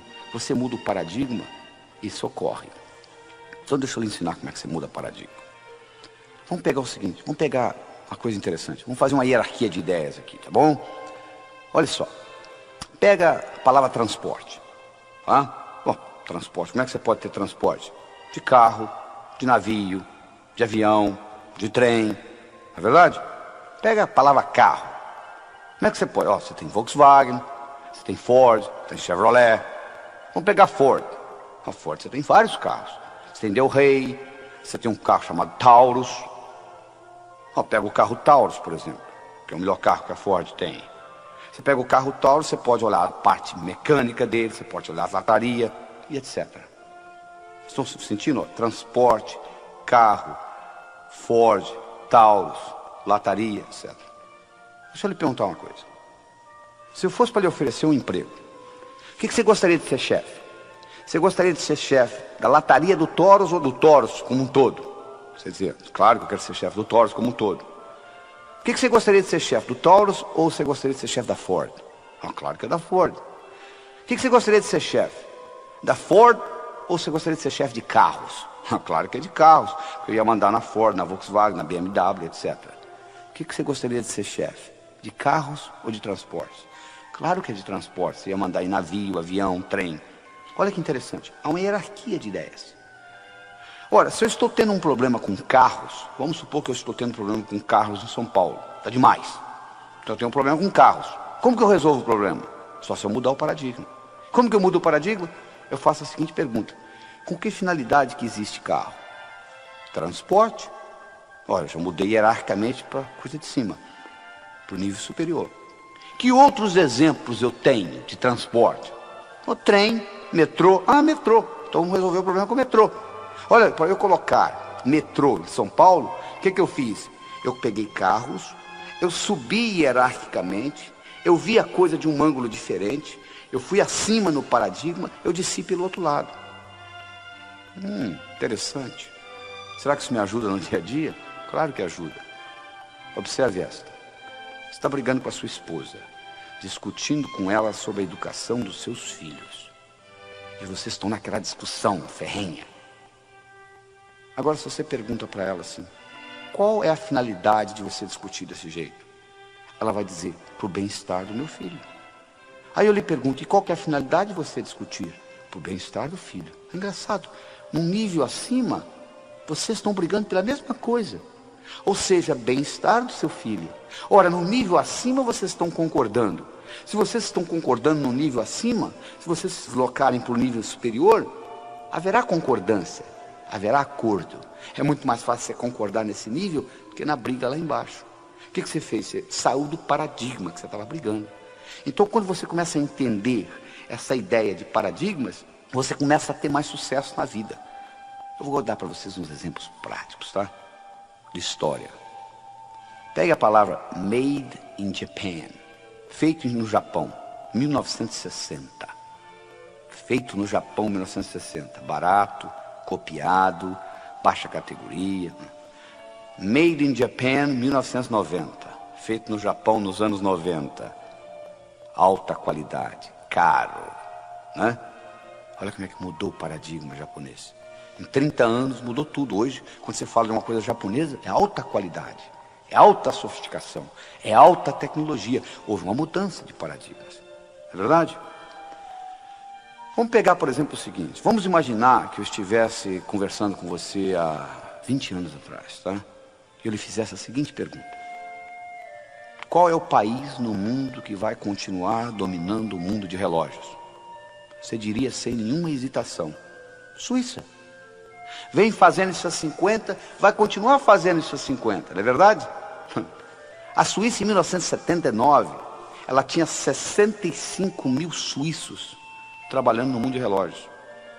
Em 1982, 3 anos depois, ela tinha 15 mil suíços. 50 mil suíços foram mandados embora. Sabe por quê? Porque o relógio eletrônico foi lançado no mercado pelos japoneses, a Seiko, e pelos americanos, Texas Instruments. A Suíça controlava o mundo de relógio, enquanto o relógio era mecânico. Quando o relógio eletrônico foi lançado, houve uma mudança de paradigmas no mundo de relógios. Sabe qual a ironia do destino? Sabe quem inventou o relógio eletrônico? Esse que você deve estar usando aí, que é usado a bateria, 99% das pessoas usam hoje. Sabe quem inventou o relógio eletrônico? Não foram os japoneses, nem tampouco os americanos. Quem inventou o relógio eletrônico foi um suíço. Ele apresentou para os diretores, eles falaram, que relógio, não tem rubi, não tem mola mestre, não dá corda, isso não é relógio. E o relógio eletrônico foi lançado. Então a Suíça perdeu todo o mercado que ela tinha. Por quê? Houve uma mudança de paradigmas no campo de relógios. Quando o Henry Ford lançou nos Estados Unidos o modelo T, que é aquele carrinho pretinho, bonitinho, né? Sabe o que as fábricas de carruagens fizeram? Aumentaram produtividade. Fizeram a roda mais leve, diminuíram o preço. Mas ninguém queria comprar carruagem mais. Todo mundo queria o modelo T do Henry Ford. Hoje, se eu lhe der uma carruagem de presente, você mora numa zona metropolitana, você vai dizer, não, muito obrigado, não quero, não tenho, só mal na minha garagem dá para parar meu carro, eu não tenho lugar para colocar o cavalo. Mas custava caríssimo a carruagem antes da mudança de paradigmas no transporte. O que eu quero dizer para você é o seguinte, o mundo está mudando, as coisas mudam. A única coisa constante de agora para frente é mudança. E você tem que acompanhar esse processo de mudança. Você tem que entender o seguinte, presta bem atenção no que eu vou falar. Sucesso no passado não garante sucesso no futuro. As fábricas de carruagem faturavam horrores, até que foi lançado o modelo T. Não interessa, só porque você faturou no passado, você vai continuar faturando no futuro. Houve uma mudança de paradigma. E você, para mudar a sua atitude com relação ao seu trabalho, com relação à sua vida pessoal, você tem que mudar, porque se mudar a regra do jogo, muda tudo. Vou dar mais um exemplo para vocês interessante. Um indivíduo que ganhou o Prêmio Nobel de Economia, o nome dele é Herbert Simon. O Herbert Simon fez uma coisa fascinante. Ele fez o seguinte, ele pegou 2 tabuleiros de xadrez, colocou uma separação entre os dois. De um lado, ele montou um jogo de xadrez em progresso. Do outro lado, ele colocou um mestre em xadrez. E ele explicou a regra do jogo, o seguinte, eu vou levantar essa separação e você vai ter 30 segundos para dar uma olhada no jogo. E você vai reproduzir do seu lado esse jogo. Combinado? Combinado. 1, 2, e ele levantou, o sujeito deu uma olhada, 30 segundos, e baixou, o cara montou. Impressionante. Montava com uma precisão de até 80%. Eles pegaram indivíduos que sabiam mexer com as peças, mas não eram grandes jogadores de xadrez. Fizeram o mesmo estudo. Colocaram o indivíduo lá de lado e disse, vou levantar 30 segundos, dá uma olhada, reproduza no seu tabuleiro. Reproduziram. Precisão, 30%. Quase que aleatório. Aí eles bolaram o seguinte. Vamos fazer o seguinte? Vamos criar um tabuleiro onde não tem um jogo de xadrez em progresso. Aleatoriamente, pelo computador, nós vamos colocar as peças. Ou seja, vão ter 2 bispos na mesma diagonal, etc. Que contradiz a regra do xadrez. Chamaram o mestre de xadrez de novo. Colocaram de lá, 1, 2 e levantaram, fecharam. Chamaram o indivíduo que estava começando a jogar xadrez. Sabe quem ganhou dessa vez? O principiante. Por quê? Porque no momento que levantou a separação, o mestre de xadrez, sabe o que ele fazia? Ele começou, mas como é que pode 2 bispos na mesma diagonal? Quer dizer, ele se distraía com a história, todo aquele know-how que ele tinha do jogo de xadrez desapareceu, porque mudou a regra do jogo. Na sua vida, meu amigo, a regra do jogo está mudando toda hora.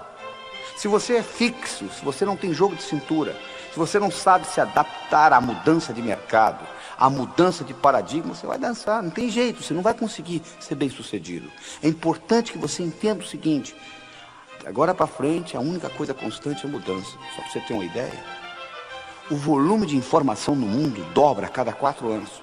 A partir do ano 2000 vai dobrar a cada 20 meses. Então, o acúmulo é muito grande, a mudança é muito grande. A única coisa que você tem que ter é essa flexibilidade no aprender. A única vantagem que você tem hoje, com relação ao seu competidor, é a habilidade de aprender mais rápido. Não sobrou mais nada. É a sua habilidade de aprender mais rápido. E para fazer isso, você tem que entender esse aspecto de paradigma. Você tem que entender que o verdadeiro ato de descoberta consiste não em achar novas terras, mas vê-las com novos olhos. É isso que você tem que entender. Você tem que entender que onde houver mudança de paradigma, há um aumento de possibilidades. Houve uma época que o paradigma era de que o mundo era chato, não é verdade? Até que Nicolau Copérnico veio e disse, não, o mundo não é chato, o mundo é redondo, ele provou isso matematicamente. Mas quando o mundo era chato, a possibilidade de uma viagem de volta ao mundo seria impossível. Como você vai fazer uma viagem de volta ao mundo, num mundo chato? Quando o conceito mudou para o mundo redondo, a viagem de volta ao mundo, que era uma coisa impossível, passou a ser possível. Exatamente na sua vida, igualzinho. O que hoje é impossível na sua vida, é impossível por causa do paradigma que você vive. Então deixa eu lhe dar uma pergunta que você vai levar para casa e vai guardar com você, que é uma das perguntas mais importantes que eu acho. É o seguinte, escreva ela num papel e coloca perto do espelho do banheiro. Quando você vai escovar dente de manhã, você olha para ela. A pergunta é a seguinte, o que hoje é impossível na minha vida, mas que se fosse possível, mudaria fundamentalmente o modo como eu vivo. Vou repetir. O que hoje é impossível na minha vida, mas que se fosse possível, mudaria fundamentalmente o modo como eu vivo. Essa pergunta vai lhe permitir desencadear novas atitudes na sua vida. E desencadeando novas atitudes, você vai incorporar novas tecnologias e novos modos de pensar. Porque Mark Twain tinha um ditado que eu acho que é fascinante. Que diz o seguinte, se o único instrumento que você tem é um martelo, todo problema você pensa que é prego. Não é verdade? Tem gente que tem uma tecnologia de deixa comigo que eu resolvo. Mas só tem isso. Porque eu faço isso há 15 anos. Porque eu tenho 15 anos de experiência nessa empresa. E eu vou analisar. Eu disse, não, meu amigo, você não tem 15 anos de experiência. Você tem 1 ano 15 vezes. É totalmente diferente. Você aprendeu no primeiro ano e repetiu 14. Para ter 15 anos de experiência, você tem que estar constantemente mudando a sua ferramenta. Se essa única ferramenta que você tem é um martelo, todo problema na empresa você vai pensar que é prego. Então é importante você entender que essa mudança de paradigma é fundamental. E nessa mudança, quando você responde essa pergunta, o que é hoje impossível na minha vida, mas que se fosse possível, mudaria fundamentalmente o modo como eu vivo, e vem a resposta, você tem que em seguida fazer uma segunda pergunta. E se eu implementasse desse jeito, como que seria? Você tem que fazer uma certa antecipação dentro da sua cabeça. Olha só, você vai concordar comigo. Se você anda, você tem que ver metros na sua frente, senão você bate. Se você dirige um carro, você tem que ver quarteirões na sua frente, senão você bate. Você está dirigindo um carro a 70 km por hora, passa uma pessoa correndo na frente, não dá tempo de você parar. Se você pilota um avião a 1000 km por hora, você tem que ver milhas na sua frente, senão você bate. Se aparecer um obstáculo a 500 metros, você já bateu. Conclusão, quanto maior é a velocidade que você se locomove, maior tem que ser a sua habilidade de antecipar o futuro. E hoje nós vivemos numa velocidade muito grande. Então a sua habilidade de antecipar o futuro é fundamental. E essa pergunta que eu estou lhe dando lhe ajuda a ser um explorador do futuro. Você começa a explorar o que vai vir para frente. O que hoje é impossível na minha vida, mas que se fosse possível, mudaria fundamentalmente o modo como eu vivo. E respondida essa pergunta, você faz a segunda, e se? E você tem que estar disposto a constantemente se achar obsoleto. Porque toda mudança requer que você aprenda de novo. Quando os suíços descobriram que o relógio eletrônico estava entrando no mercado, sabe o que eles fizeram? Um relógio Patek Philippe, antes do relógio eletrônico, tinha uma precisão de 1/30 de segundo. Sabe qual a precisão de um relógio eletrônico, desses baratinhos que você compra na feira por $5? É 1/30.000 de um segundo. Sabe o que os suíços fizeram quando os relógios eletrônicos foram lançados? Eles aumentaram a precisão de 1/30 para 1/60 de segundo. O que é 1/60 comparado com 1/30.000? Se o único instrumento que você tem é um martelo, todo problema você pensa que é prego. Eles acharam que iam resolver mecanicamente. Não resolveram. Finalmente eles descobriram que não dava jeito. Eles tiveram que entrar no mercado eletrônico. Quando os suíços decidiram entrar no mercado eletrônico, eles tiveram que voltar a estaca zero. Toda vez que você muda um paradigma, você tem que voltar a estaca zero. Eles tiveram que aprender eletrônica com os japoneses e os americanos. Então, todas as vezes que você faz uma mudança de paradigma, você tem que voltar à estaca zero. Você tem que admitir que você é obsoleto naquilo. É importante você entender isso. O único jeito de você crescer é você dizer, eu estou obsoleto nisso, deixa eu aprender com quem sabe. Mas tem gente que é arrogante. Arrogância é cegueira cognitiva. Há, por exemplo, uma grande mudança de paradigmas no mercado, por exemplo, de gerenciamento. Antigamente, o bom gerente era o cara que resolvia problemas e reagia à situação. Hoje, o bom gerente é um indivíduo que antecipa o futuro. Ele questiona o que está para vir e ele identifica oportunidades. É para isso que você ganha, para identificar oportunidades. Isso é importante você entender. E outra coisa importante de você mudar o paradigma é você entender, existe uma metáfora criada por Paul Cordes e Dodd Lynch nos Estados Unidos, onde eles fazem uma comparação seguinte, que você pode viver a sua vida em 3 tipos de estratégias diferentes. Você pode ser uma carpa, um tubarão ou um golfinho. Carpa é aquele indivíduo que é a vítima do mundo. Coitado de mim, estou sofrendo. Eles fizeram isso comigo. O tubarão é o indivíduo que está engolindo os outros. É sempre do jeito dele. E o golfinho é um indivíduo que, quando ele está perto de uma carpa, a carpa pensa que ele é tubarão. Quando ele está perto de um tubarão, o tubarão pensa que ele é carpa. Mas na realidade ele não é nem carpa nem tubarão. Ele é golfinho. E a filosofia do golfinho é o seguinte: para eu ganhar, você não precisa perder. A não ser que você insista. Aí o problema é seu. Por quê? Porque o universo é um lugar potencialmente abundante, feito para todos ganhar. Para eu ganhar, você não precisa perder. E esse conceito é uma mudança de paradigma, é uma mudança de atitude que nós precisamos fazer na nossa civilização. Porque se nós continuarmos com o paradigma do ganha-perde que nós temos no momento, que se deteriorou para perde-perde, principalmente aqui no Brasil, se nós continuarmos com esse paradigma, nós vamos destruir o planeta, porque não vai ter planeta aqui para os nossos netos e bisnetos. Nós temos que aprender a fazer mais com menos. Este que é o grande segredo, essa que é a grande mudança de atitude. Não é aumentar o número de funcionários, não é aumentar o orçamento, não é aumentar o número de horas. É você ser mais excelente naquilo que você faz. E com isso você vai aprender a fazer mais com menos. Você vai produzir mais e menor número de horas. E assim por diante. Essa palavra é resumida do seguinte modo: sinergia. Todo o universo é construído sinergeticamente. Toda a geometria universal é sinergética. E menos do que 0,00001% da população no mundo tem ideia do que a palavra sinergia quer dizer. E sinergia quer dizer o seguinte: o todo é maior que a soma das partes. 1 mais 1 é igual a 4, você muda a matemática. E para você fazer sinergia, você tem que trabalhar com comunicação, respeito mútuo, intuição. E nesse processo de vários cérebros, nesse network, nessa combinação, a somatória do time é maior do que cada indivíduo individualmente. Isso é uma mudança de paradigma essencial para a sobrevivência do planeta. Então, no momento que você muda essa atitude, que você passa a ter a atitude que para eu ganhar você não precisa perder, a não ser que você insista, você muda a sua percepção com relação ao universo. E por incrível que pareça, quando você passa a jogar o jogo do ganha-ganha, você vai ter mais chances de ganhar também e ser mais bem sucedido na vida.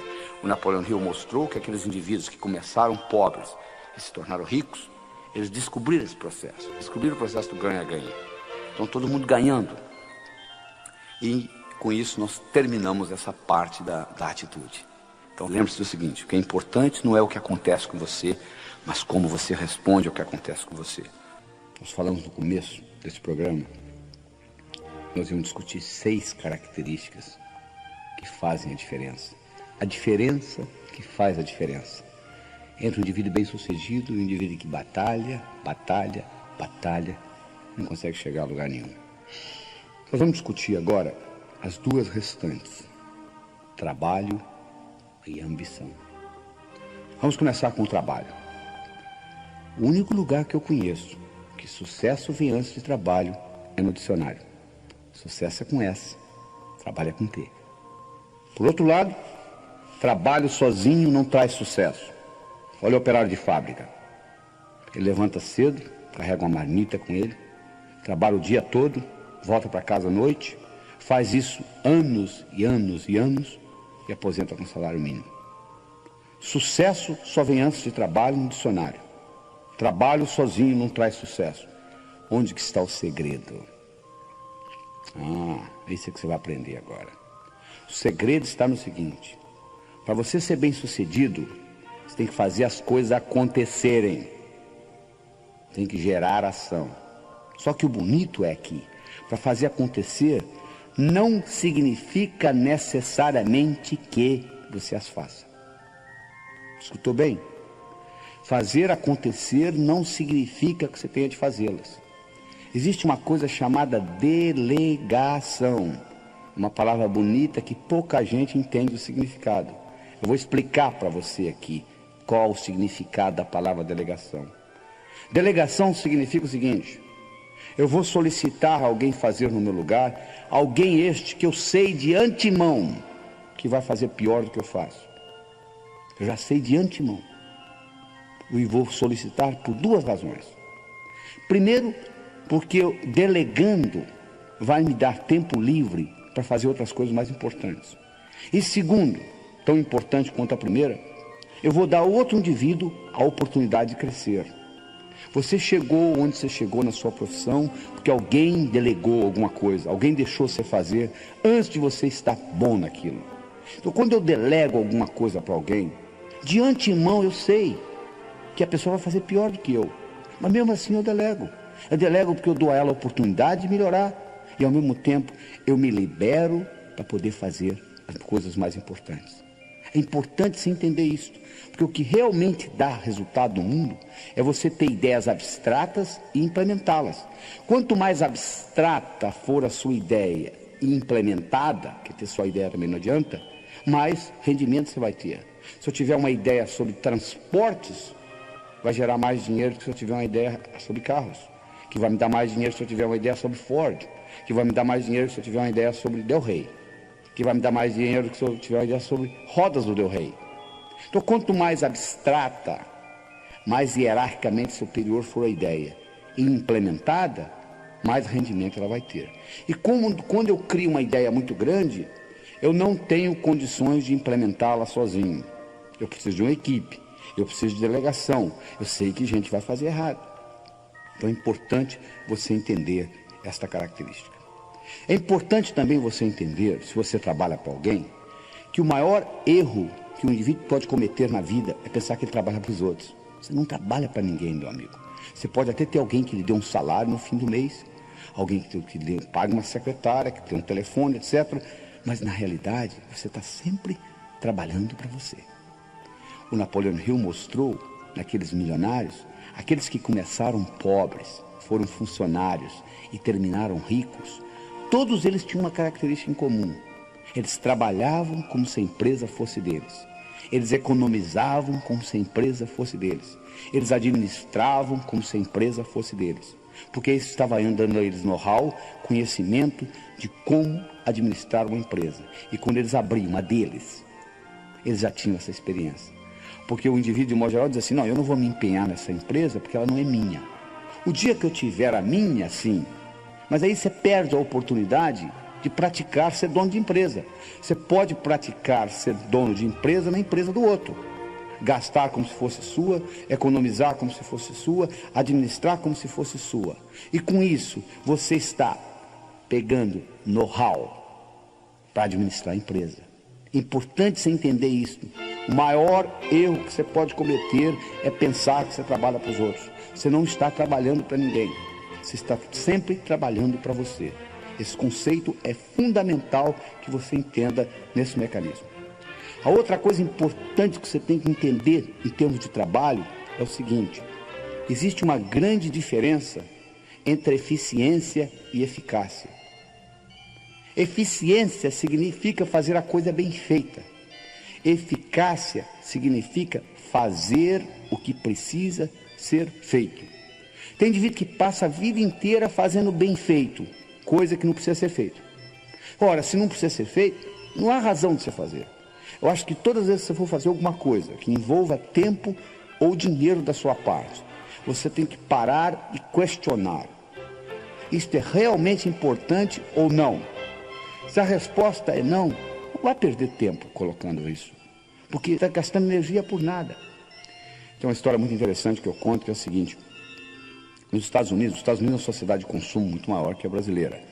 E nos Estados Unidos troca-se aparelho doméstico com muito mais frequência do que aqui, incluindo geladeiras. E se você é mais antigo, se você for visita a sua avó, você vai ver que a geladeira da sua avó, se ela é mais antiga, ela é diferente da sua. Ela tem uma tranca na porta, né? Que as geladeiras mais modernas hoje não têm. Mas essa geladeira, nos Estados Unidos, houve uma situação, uma época, em que aquelas geladeiras eram mudadas, renovadas, então a geladeira velha ou ia para o junkyard, ou ia para o ferro velho, ou ia para o basement, que é o lugar mais baixo da casa. E as crianças gostam de brincar com aquilo.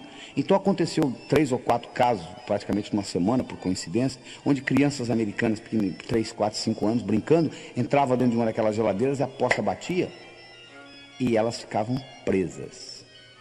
E morreram asfixiadas. Então foi uma grande confusão nos Estados Unidos. E eles resolveram fazer o seguinte: criar uma tranca de dentro para fora também, para poder abrir a geladeira caso alguém ficasse preso dentro da geladeira. E montaram um sistema onde eles iam ensinar todo o jardim da infância como fazer isso. Na hora que estava prontinho para começar, veio um sujeito e disse: para, não precisa nada disso. Coloca um imã na porta da geladeira, como você tem hoje na sua casa. Quando a porta fecha, o imã segura. Se alguém ficar preso lá dentro, é só empurrar com o pé, abre. O cara disse: mas eu já estou com tudo montado para ensinar. Disse: mas não precisa. Olha a diferença. Eficiência: eu estou com tudo montado para ensinar a todas as crianças do jardim da infância como abrir geladeira de dentro para fora. Eficácia: não precisa. Então eficiência é fazer bem feito, eficácia é fazer o que precisa ser feito.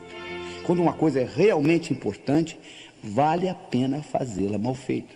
Isso é que você tem que entender. Então você tem que entender o seguinte: todas as vezes que você for fazer alguma coisa que vai requerer tempo ou dinheiro da sua parte, pergunte: isso é realmente necessário ou não?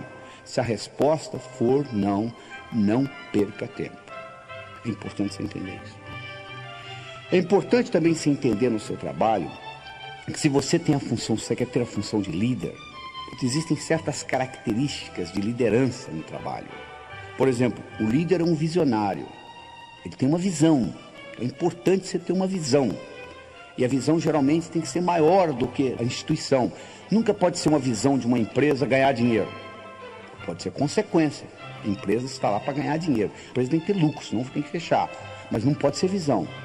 Visão é importante, uma visão maior para servir a sociedade. E como consequência você ganha dinheiro. O indivíduo, para ser líder, tem que entender de realidade. Ele tem que saber qual que é o mercado. Porque se você não entender do mercado do seu produto, não tem jeito de você ir para frente. Então você tem que levar em consideração isso. Você tem que levar em consideração que você tem que ter coragem para implementar coisas, para transformar a realidade em visão. E todas as vezes que você falar alguma coisa, fizer alguma coisa, ou ser alguém no sentido de mudança, meu amigo, você vai ser criticado. Você tem que entender o seguinte: criticismo faz parte do sucesso.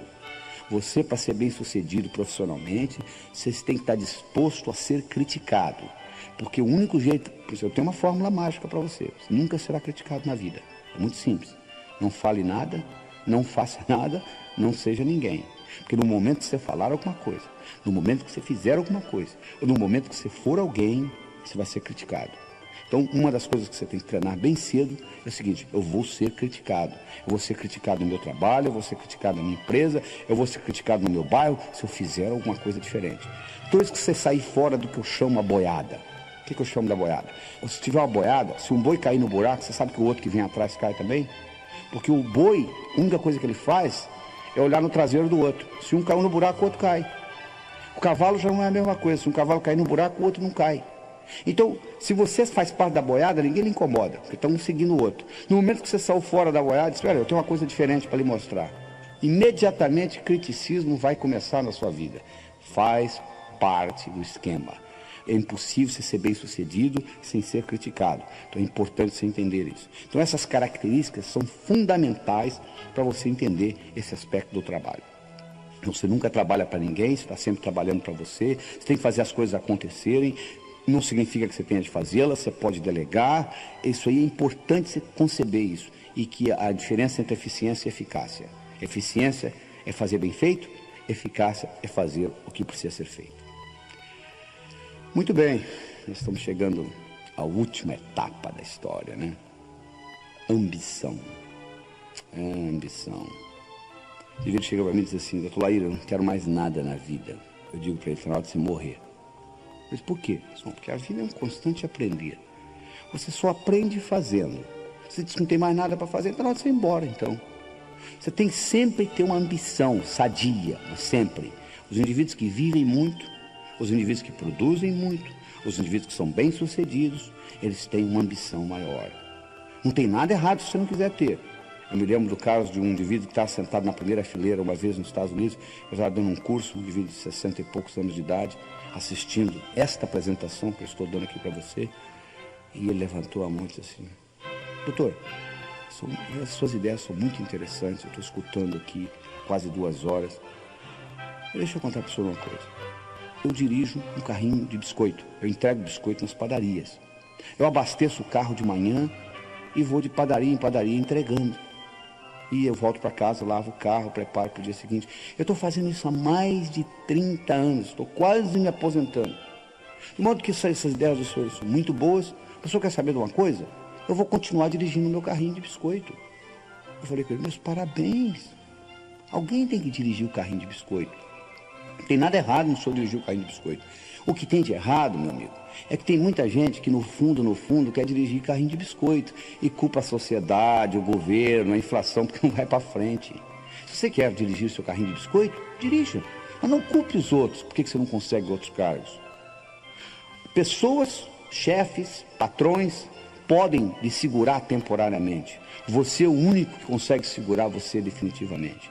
Você não consegue segurar um sujeito bom lá embaixo muito tempo. É a mesma coisa que você pegar uma bola, colocá-la na piscina e segurar a mão. Vai chegar uma hora que a mão cansa, a bola sobe. Se você é realmente bom, independente do governo, do patrão, da inflação, da empresa, você vai subir. Essa é a realidade. Agora, se você quer dirigir carrinho de biscoito, dirija seu carrinho de biscoito, alguém tem que fazê-lo, não tem dificuldade, não tem problema. Ah, mas doutor, eu não tenho opção, porque é o jeito que eu trabalho. Não, opção você sempre tem, meu amigo. Eu sempre digo o seguinte: se você está insatisfeito na vida, você tem sempre 4 opções. Primeiro, saia. Deixa a empresa. Ah, mas eu não posso, eu sou pai, eu tenho filhos para tratar. Tá bom, então mude você. Se adapte à empresa. Ah, mas está muito difícil. Então muda essa empresa, muda o sistema da empresa. Ah, não tenho poder para isso. Então sofra. Faça o que a maioria faz, sofra. Você sempre tem uma opção, você tem 4, olha só. Você pode sair da empresa, você pode mudar a empresa, você pode mudar você, se adaptar à empresa, ou você pode sofrer. Não fala que você não tem opção não, que a opção sempre existe. Sempre existe. Agora, se você quiser fazer coisas grandiosas, você tem que ter uma ambição, tem que fazer o impossível. O impossível. Sabe o que é impossível? O impossível é aquilo que ninguém faz até que alguém faça. Isso aqui é impossível. Em 1964, um estudante de medicina inglês de nome Roger Bannister correu pela primeira vez 1 milha em menos de 4 minutos. Até esse evento, era impossível um ser humano correr 1 milha em menos de 4 minutos. Até que Roger Bannister correu. Depois que Roger Bannister correu, nos próximos 12 meses, 19 outros atletas correram. Hoje, um atleta classificado, renome, correr 1 milha em menos de 4 minutos, não é nem notícia de jornal. Olha que interessante. Uma coisa que era impossível até 1964, hoje é cotidiano. É um atleta correr 1 milha em menos de 4 minutos. Era impossível você fazer a viagem de Portugal ao Brasil, uma caravela em meses. Hoje você pega um Concorde, você atravessa o Atlântico em 3 horas. Era impossível isto há 100 anos atrás. Hoje é comum. Então você observa o seguinte: se você partir do princípio que é impossível, você não vai fazer nada. O impossível é aquilo que ninguém faz até que alguém faça. Isso é que é impossível. Então você tem que realmente fazer o impossível. Você tem que fazer coisa que parece que não pode ser feita. E com isso, você vai progredir na vida. Ah, mas doutor, mas o problema é que eu não tenho sorte. Sorte? Não existe sorte, meu amigo. Sorte é quando preparação encontra oportunidade. Isso é que é sorte. Deixa eu contar para vocês a minha história particular. Em 1975, eu morava em Teófilo Otoni, no Nordeste de Minas, e nós tínhamos um grupo de médicos, nós construímos um hospital lá, Hospital São Lucas. Era uma sexta-feira à tarde, o telefone tocou, de um hotel. Eles disseram, nós temos um hóspede aqui com dor no peito. Dá para ouvir? Eu falei para o indivíduo, eu estou saindo para um fim de semana longo, chame outro. Mas nós chamamos os dois médicos, falaram a mesma coisa. Eu falei, tá bom, estou indo aí. Eu cheguei lá, o indivíduo estava com dor no peito, eu fiz um eletrocardiograma nele, estava tendo um infarto. Levei-o para o hospital. Ele não falava português direito. Ele tinha vindo até Teófilo Otoni comprar pedras preciosas que ele vendia nos Estados Unidos. Conversando com ele, ele me perguntou assim, você conhece o meu filho? Eu falei, quem que é seu filho? Ele me falou o nome do filho dele. Eu falei, bom, eu não conheço seu filho pessoalmente, mas eu conheço os trabalhos dele, eu conheço os livros dele, eu conheço as publicações dele. O filho dele era um chefe de pesquisa na Universidade de Harvard, nos Estados Unidos, que é provavelmente a universidade mais sofisticada do mundo. 48 horas depois, o filho dele saiu dos Estados Unidos e veio para o Teófilo Otoni para ajudar a tomar conta do pai. E ficou lá e fez amizade com a gente, falava português bem, porque ele era casado com uma brasileira, etc. Na véspera dele ir embora, porque o pai tinha tido alta, eu tinha um centro de estudo no hospital, e aquela noite, por coincidência, não é coincidência, sincronicidade, eu ia falar. Eu ia falar exatamente sobre um assunto de cardiologia, que o filho dele também era cardiologista. Eu ia falar sobre arritmias na fase aguda do infarto. Aí eu pedi permissão aos meus colegas, que tinha cada um uma especialidade diferente, um cirurgião, um ginecologista, um ortopedista, se eu poderia falar no nível do Peter. Porque eles não iam entender nada, mas o Peter ia ficar extremamente impressionado. E eles falaram, vai em frente. Eu dei uma aula no nível do Peter. Quando eu terminei a aula, ele veio para mim e disse assim, Laí, você quer ir embora para Harvard? Eu te levo comigo. Eu falei, na época, eu falei, não, sou dono da região aqui, faço o que eu quero, estou muito bem. Bom, o fato é que 6 meses depois, eu conversando com ele no telefone, e eu estava um pouco deprimido naquele dia, eu perguntei para ele, e aquela oferta que você me fez? Ele disse, continua de pé, eu já tenho validação do seu diploma aqui nos Estados Unidos, que eu tinha feito a prova passada, por que você não vem? Eu fui. Bom, eu fui de Teófilo Otoni direto para Harvard. Quando eu voltava ao Brasil para fazer conferências nos congressos, os meus colegas de profissão diziam assim, Laí, você é um cara de sorte, hein? Eu falo, por quê? Você está lá no Nordeste de Minas, lá em Teófilo Otoni, você é um sujeito lá de Harvard, vem, te leva com ele. Eu falei, sorte? Tinham 21 médicos na sala, por que não levou os outros 20? Sorte é quando preparação encontra oportunidade. Eu estava preparado e a oportunidade apareceu, é só isto. Não tem mais nada, não. Então, esteja preparado, porque as oportunidades aparecem na sua vida. Só que o óbvio só é óbvio para a mente preparada. A oportunidade, às vezes, está no fundo do seu quintal, você não consegue distingui-la. O óbvio só é óbvio para a mente preparada. É importante você levar isso em consideração. Está entendendo? Então é isso que está aí, não existe sorte. Eu sempre digo o seguinte, quanto mais você pratica, mais sortudo você fica. Essa que é a verdade. Mas doutor, aí eu tenho tantos problemas. Se eu tivesse os problemas que eu tenho, problemas. Sabe que não tem problema, meu amigo? Pessoal que mora no cemitério. Fora isto, a vida é um problema atrás do outro. E eu não gosto de dar conselho, não, mas vou lhe aconselhar o seguinte. Não conte os seus problemas para os outros. Sabe por causa de quê? 80% não está nem aí. E 20% está feliz que você os tem. Tá bom? Perder tempo contar seus problemas para os outros. Problema faz parte do viver. O segredo não é você ficar sem problemas. O segredo é você encará-los de uma forma diferente. Os seus problemas são os seus melhores amigos. Deixa eu contar para vocês um problema que eu tive que fez uma diferença muito grande na minha vida. Quando eu tinha 12 anos de idade, o cachorro da minha vizinha sumiu. A vizinha veio e disse, Laí, você roubou o meu cachorro. Eu nem sabia que só tinha cachorro. Roubou, não roubou, roubou, não roubou. Ela foi no posto policial e deu parte. Eu fui chamado lá. Veio uma intimação para meu pai. Meu pai me apresentou a intimação e disse, Laí, estão me chamando no posto policial. Eu disse, papai, o senhor vai lá comigo? Eu disse, não, de jeito nenhum. Você vai sozinho. Papai, eu tenho 12 anos. O problema é seu. Eu arrumei um tio, ele foi comigo. E eu comecei a arco-ir com um cabo ignorante que tinha lá, e roubou, não roubou, roubou, não roubou. E ele achou um atrevimento muito grande da minha parte, eu com 12 anos de idade, estava discutindo com ele. E ele fez eu pagar o cachorro. Voltei para casa com uma multa, uma quantia que custava o cachorro, que eu tinha que pagar. Cheguei em casa e mostrei pro meu pai. Falei, ó, entregaram isso lá. Ele falou, o problema é seu. Mas papai, eu tenho 12 anos de idade. Eu disse, o que eu tenho com isso? Você tem que se virar. Por coincidência, como eu disse, não tem coincidência, por sincronicidade. O primeiro dinheiro que eu tinha ganho na minha vida foi dando aula particular de matemática. Com 12 anos de idade, eu já dava aula particular de matemática. O primeiro dinheiro que eu ganhei nas férias era exatamente aquela quantia que está sendo solicitada. Eu peguei aquele dinheiro e paguei. Por muitos anos, eu tive um ressentimento do meu pai por duas coisas. Primeiro, por não ter me levado lá. E segundo, por não ter pago a multa. Mas um dia eu tive um insight, o seguinte: aquilo foi uma das melhores coisas que aconteceu na minha vida. Porque a partir dos 12 anos, nunca mais eu pedi dinheiro a ninguém. Eu passei a ganhar o meu. E graças àquele evento, com 19 anos de idade, eu era financeiramente independente. Ou seja, muito cedo na minha vida eu comecei a ganhar dinheiro. Então, graças a Deus que o cachorro da vizinha sumiu. Não é? Aquilo que parecia ser um problema, na realidade, foi uma solução. Então, o que eu gostaria que você encarasse é o seguinte: quando você pensa que é um problema, talvez seja um modo do universo lhe ensinar e lhe jogar para frente. Leve isso em consideração, entendeu? Que os problemas são os modos de você crescer na vida. Encare o problema não como um inimigo, mas como um amigo. E isso vai mudar muito o seu dia a dia. E você tem que fazer isso levando em consideração o seguinte: que você tem que criar o seu futuro como possibilidades e não como expectativas. O que eu quero dizer com isso? Se eu crio o futuro como possibilidade e não acontece, continua sendo uma possibilidade. Se eu crio o futuro como expectativa e não acontece, eu fico frustrado. Então eu sim, tenho que estar sempre criando como possibilidade.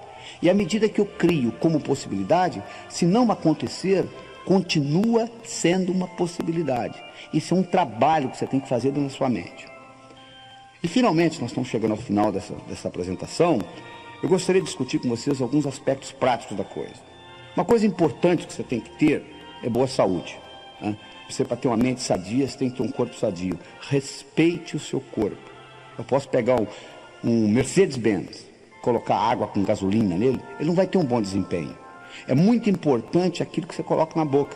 Preste atenção na alimentação, porque o tipo de alimento que você está usando vai ser usado como combustível para o seu cérebro. Como eu disse, se você colocar gasolina misturada com água, o Mercedes pode ser um Mercedes, pode ter um cérebro espetacular, não vai funcionar bem. É importante você levar isso em consideração. A alimentação é fundamental. É importante você levar em consideração que amigos você tem. Eu já disse antes, se você vive em terreiro de peru, é muito difícil você aprender a voar com águias. Você quer aprender a voar com águias? Fique no meio das águias. Procure amigos que são iguais ou melhor que você, para você puxar você para cima. É muito difícil você nadar contra a correnteza, principalmente com peso no pescoço. E tenha uma expectativa boa do futuro. Eles fizeram um estudo outra vez na Universidade de Yale, em Connecticut, onde eles pegaram 3 grupos de primeiro ano primário. Foram numa professora e disseram: ó, você deu os parabéns, esse ano você vai receber os gênios. Os alunos são gênios. Fizemos um teste de QI neles, a beleza. Olha que diferença. Foram na segunda professora e disseram: ó, esse ano você está perdida, porque vem muito idiota para cá. Nós fizemos um teste de QI nas suas crianças, QI baixo, você vai ter muita dificuldade. Foram para uma terceira professora e disseram: ó, você vai receber o mesmo tipo de aluno que você recebe todo ano. No final do ano, aquela que recebeu gênios, exatamente gênios, passaram nota alta, não deram trabalho, criativos, inteligentes. Aquela que recebeu, coitados idiotas, teve um trabalho tremendo, não aprendiam direito, etc. Aquela que recebeu média, era média. Só que a verdade é que não existia nem idiota nem gênio. Tudo era a mesma coisa, eram os alunos que recebiam todo ano. Mas acontece que a expectativa da professora mudou. Aquela que tinha expectativa de encontrar gênio, encontrou gênio. Aquela que tinha expectativa de encontrar idiota, encontrou idiota. Se você tem expectativa de melhorar a sua vida, provavelmente você vai melhorá-la. Se você tem expectativa de piorar a sua vida, provavelmente você vai piorá-la. A decisão é sua e continua sendo sua. Eu gostaria de terminar esse programa com uma história. Eu adoro histórias, porque elas têm um poder muito forte na sua mente. São metáforas, passam além da sua mente crítica. Mas essa história é mais ou menos assim. Era uma vez uma pequena vila da Grécia. morava um sábio. Sábio este que era famoso, porque tudo apresentado àquele sábio, até aquele dia, ele soube responder. Um dia, um jovem adolescente, conversando com um amigo dele, disse: eu acho que eu sei como eu vou enganar esse sábio. Eu vou pegar um pequeno passarinho e vou esconder nas minhas mãos. Eu vou levar para o sábio e vou perguntar para ele: diga-me, sábio, o passarinho nas minhas mãos está vivo ou morto? Se ele falar vivo, eu vou espremer e deixar cair morto nos pés dele. Se ele falar morto, eu vou abrir e deixar o passarinho voar. Ele pegou o passarinho, colocou nas mãos, levou para o sábio, olhou para o sábio e disse: diga-me, sábio, o passarinho nas minhas mãos está vivo ou morto? O sábio olhou para ele e disse: meu jovem, a resposta está nas suas mãos. O mesmo eu digo para você. Você está escutando essa apresentação por agora 2 horas. O que você vai fazer com esse conhecimento, eu não sei. A minha missão está terminando aqui. A sua vai começar. Isso pode entrar por um ouvido e passar por outro. E não ter nenhum impacto na sua vida.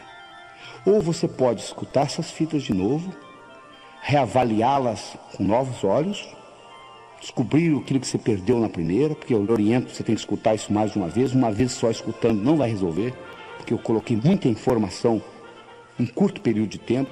Escute 1, 2, 3 vezes, analise, veja como você pode aplicar isso no seu dia a dia, porque só escutar e achar bonito não resolve nada, você tem que implementar, você tem que colocar em prática isso que eu estou lhe passando. Mas eu gostaria de deixar, finalmente com você, a seguinte mensagem: o seu sucesso, tanto pessoal quanto profissional, esteve, está e sempre estará nas suas mãos. Lembre-se do seguinte: intenção sem ação é ilusão.